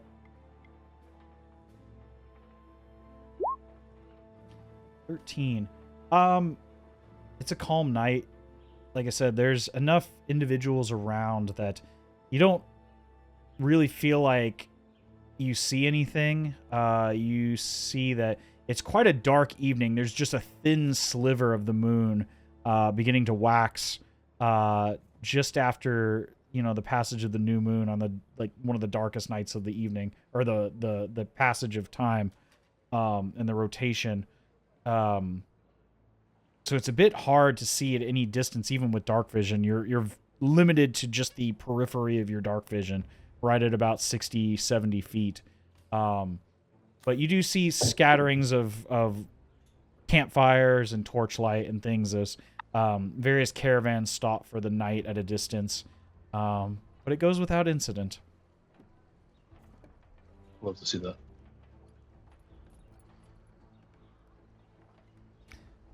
Trash, are you going to take the last watch, or are you going to ask? Yeah. Okay. No, I'll take Okay. it. Oh. Oh no, the dice! Like, come back. Okay, all that commotion for a 12. Let me see if I have a plus. I don't think I have a plus on my perception, but yeah, it's just 12. Okay. At this point, it's a relatively uneventful evening. You don't really see anything that catches your eye. The occasional early starter group either moving east or west. As the sun is beginning to rise on the end of your leg of the watch, you can already see that really the grouping at a distance, several miles now, as the sun is beginning to rise on the eastern horizon. That line has not got any shorter. It is still quite the cluster. Is it longer? You don't really. It's really hard to tell with that roll whether or not it's longer, but it doesn't seem to have gotten any shorter. Let's just say that. But the evening goes without incident as you all wake from your long rest. So if you'd like to recharge whatever expended uses of skills you can, and the day is yours as you head westward towards the city of Grossmauer and your inevitable departure from your companion Gamil.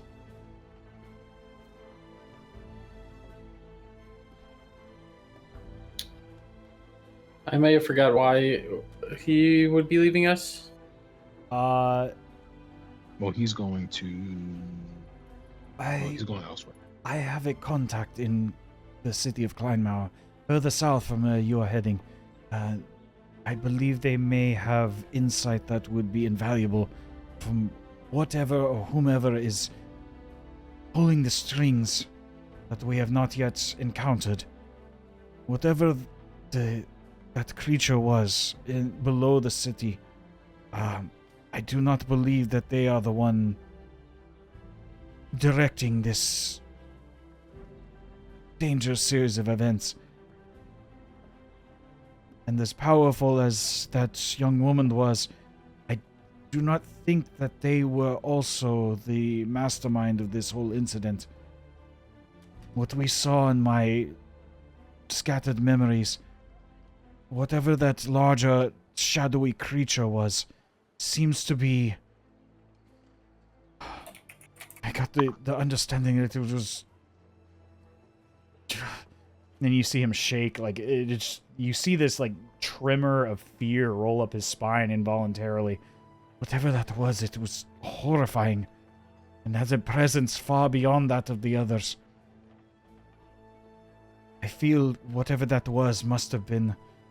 I need to know what it was, and I have a contact in Kleinmauer that is more learned of these ancient beings of the continent. they might have an understanding of what this could be. They dabble in more of the ancient and the occult.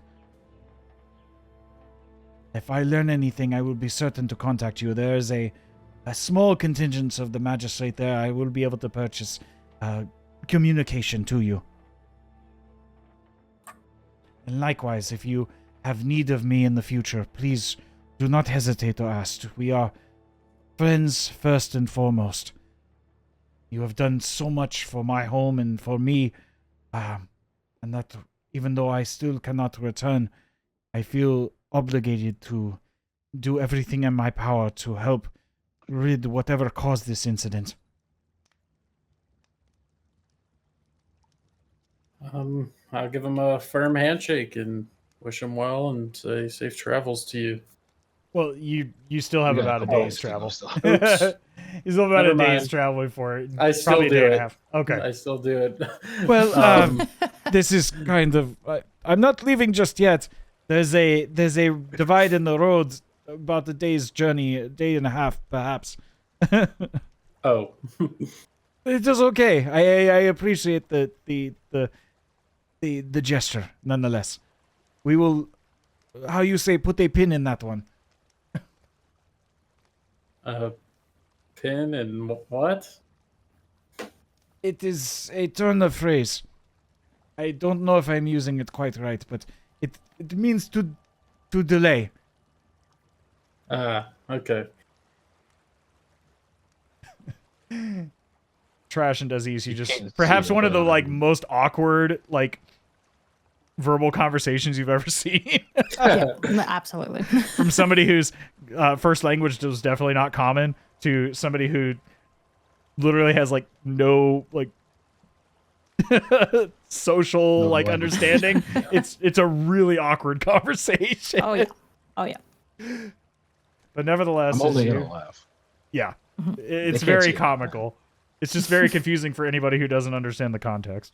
But nevertheless, as you pack up your camp and begin to head westward, let's see. I would imagine you are just a moment here.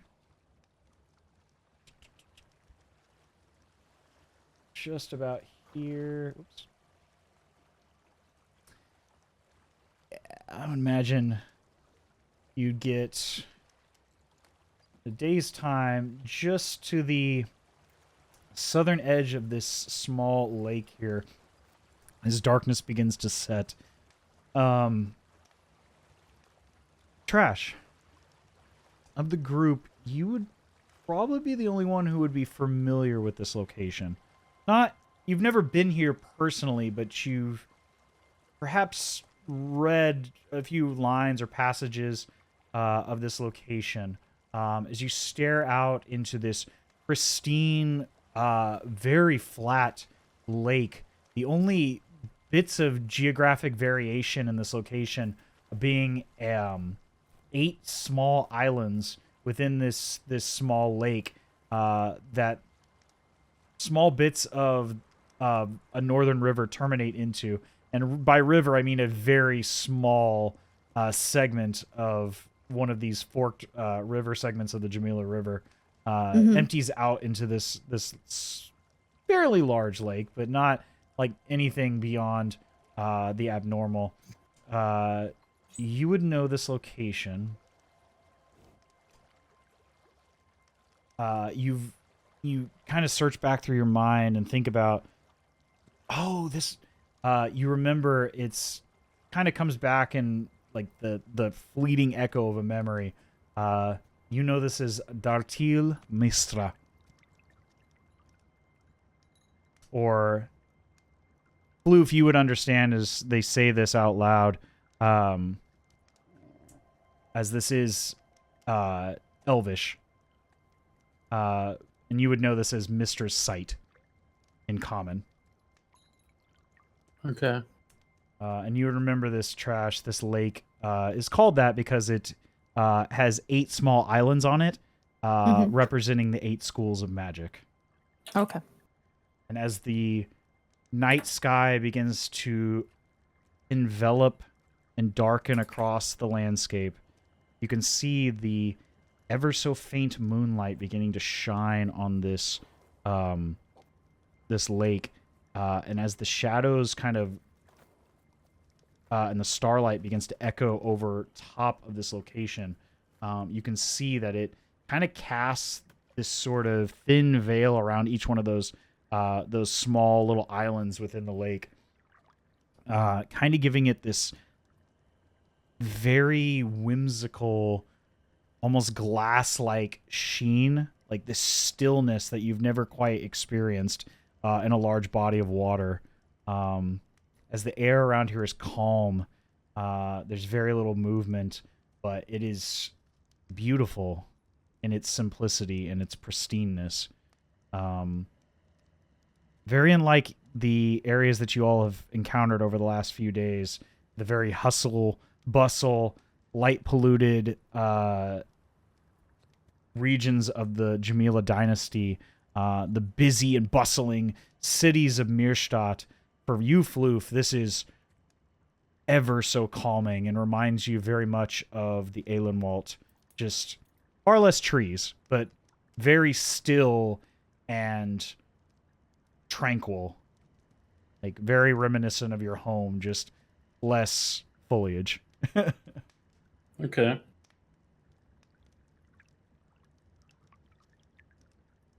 And as you begin to make camp for the evening, and you stare out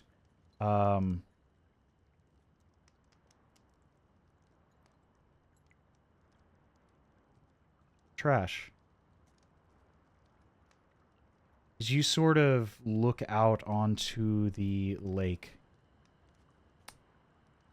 reminiscing about the memory of this location, of Batil Mistra,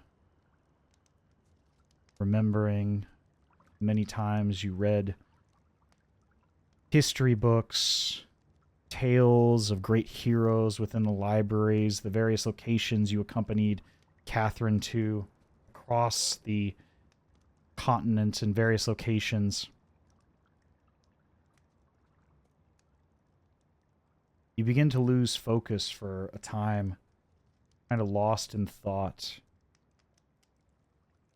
Just as the waxing sliver of the moon begins to drift into the highest point of the sky in the evening, as your companions set up camp,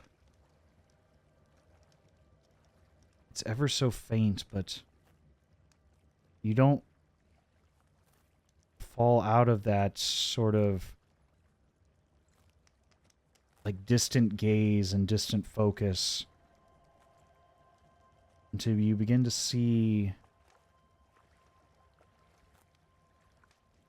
in the faint moonlight your body begin to ever so faintly glow a light blue color. It's ever so brief. But just as you begin to notice,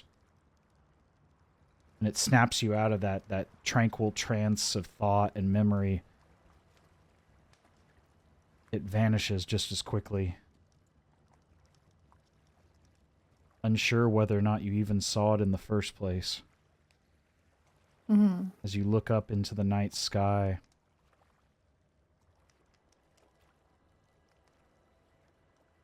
you swear you see something large floating for just a brief moment directly above the lake, high in the sky above. And as you blink to focus on it, it vanishes once more.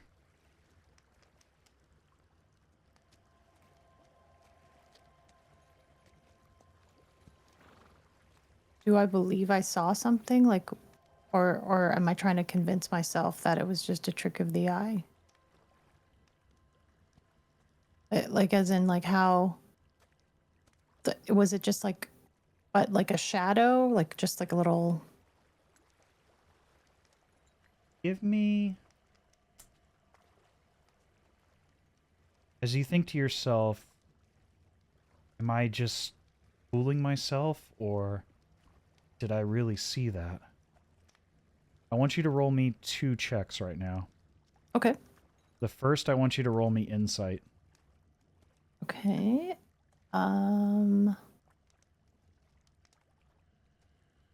Insight. So that's 16. Okay.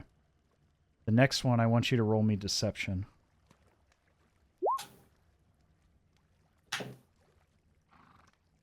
That's hilarious. Also 16, except plus 5. So 21. As you stare up into the night sky, you simply shake your head and think, I'm just tired. And you turn back towards your companions, convincing yourself that you didn't see anything. Mm-hmm.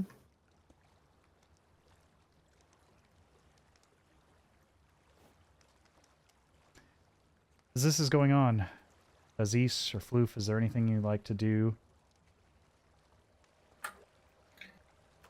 I don't know what I would be doing. I might just be appreciating a second night of us not being attacked or, you know, great peril coming upon us. So next to the lake, I'm just enjoying the kind of serenity of it all. So I'm just enjoying the downtime.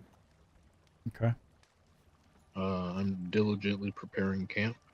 How far or close are we to the lake? I would imagine, like, there's... The map's not, like, 100% accurate, but I would imagine you're... I mean, you can get right up on the shore if you wanted to. The main road itself is probably maybe a mile south of the lake itself. Okay. All right, I'm not about it. I was gonna tell him go for a swim, but a mile is kind of far to just like go for it. I'm gonna go for a swim. It's by myself, so I won't worry about it. So yeah, I'm just diligently preparing camp. Okay. As you all prepare to take another rest in the night itself is calm. Stars are alight above the pristine, flat surface of the lake of the Lady of Magic.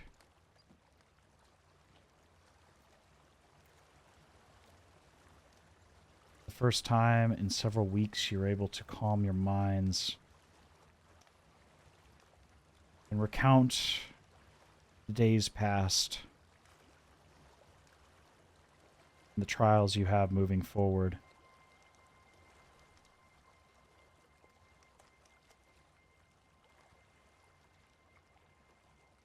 Confident that you are safe for the time being. We won't need to roll for watch this evening. And we'll pick up next time. As you all continue your journey towards your next destination.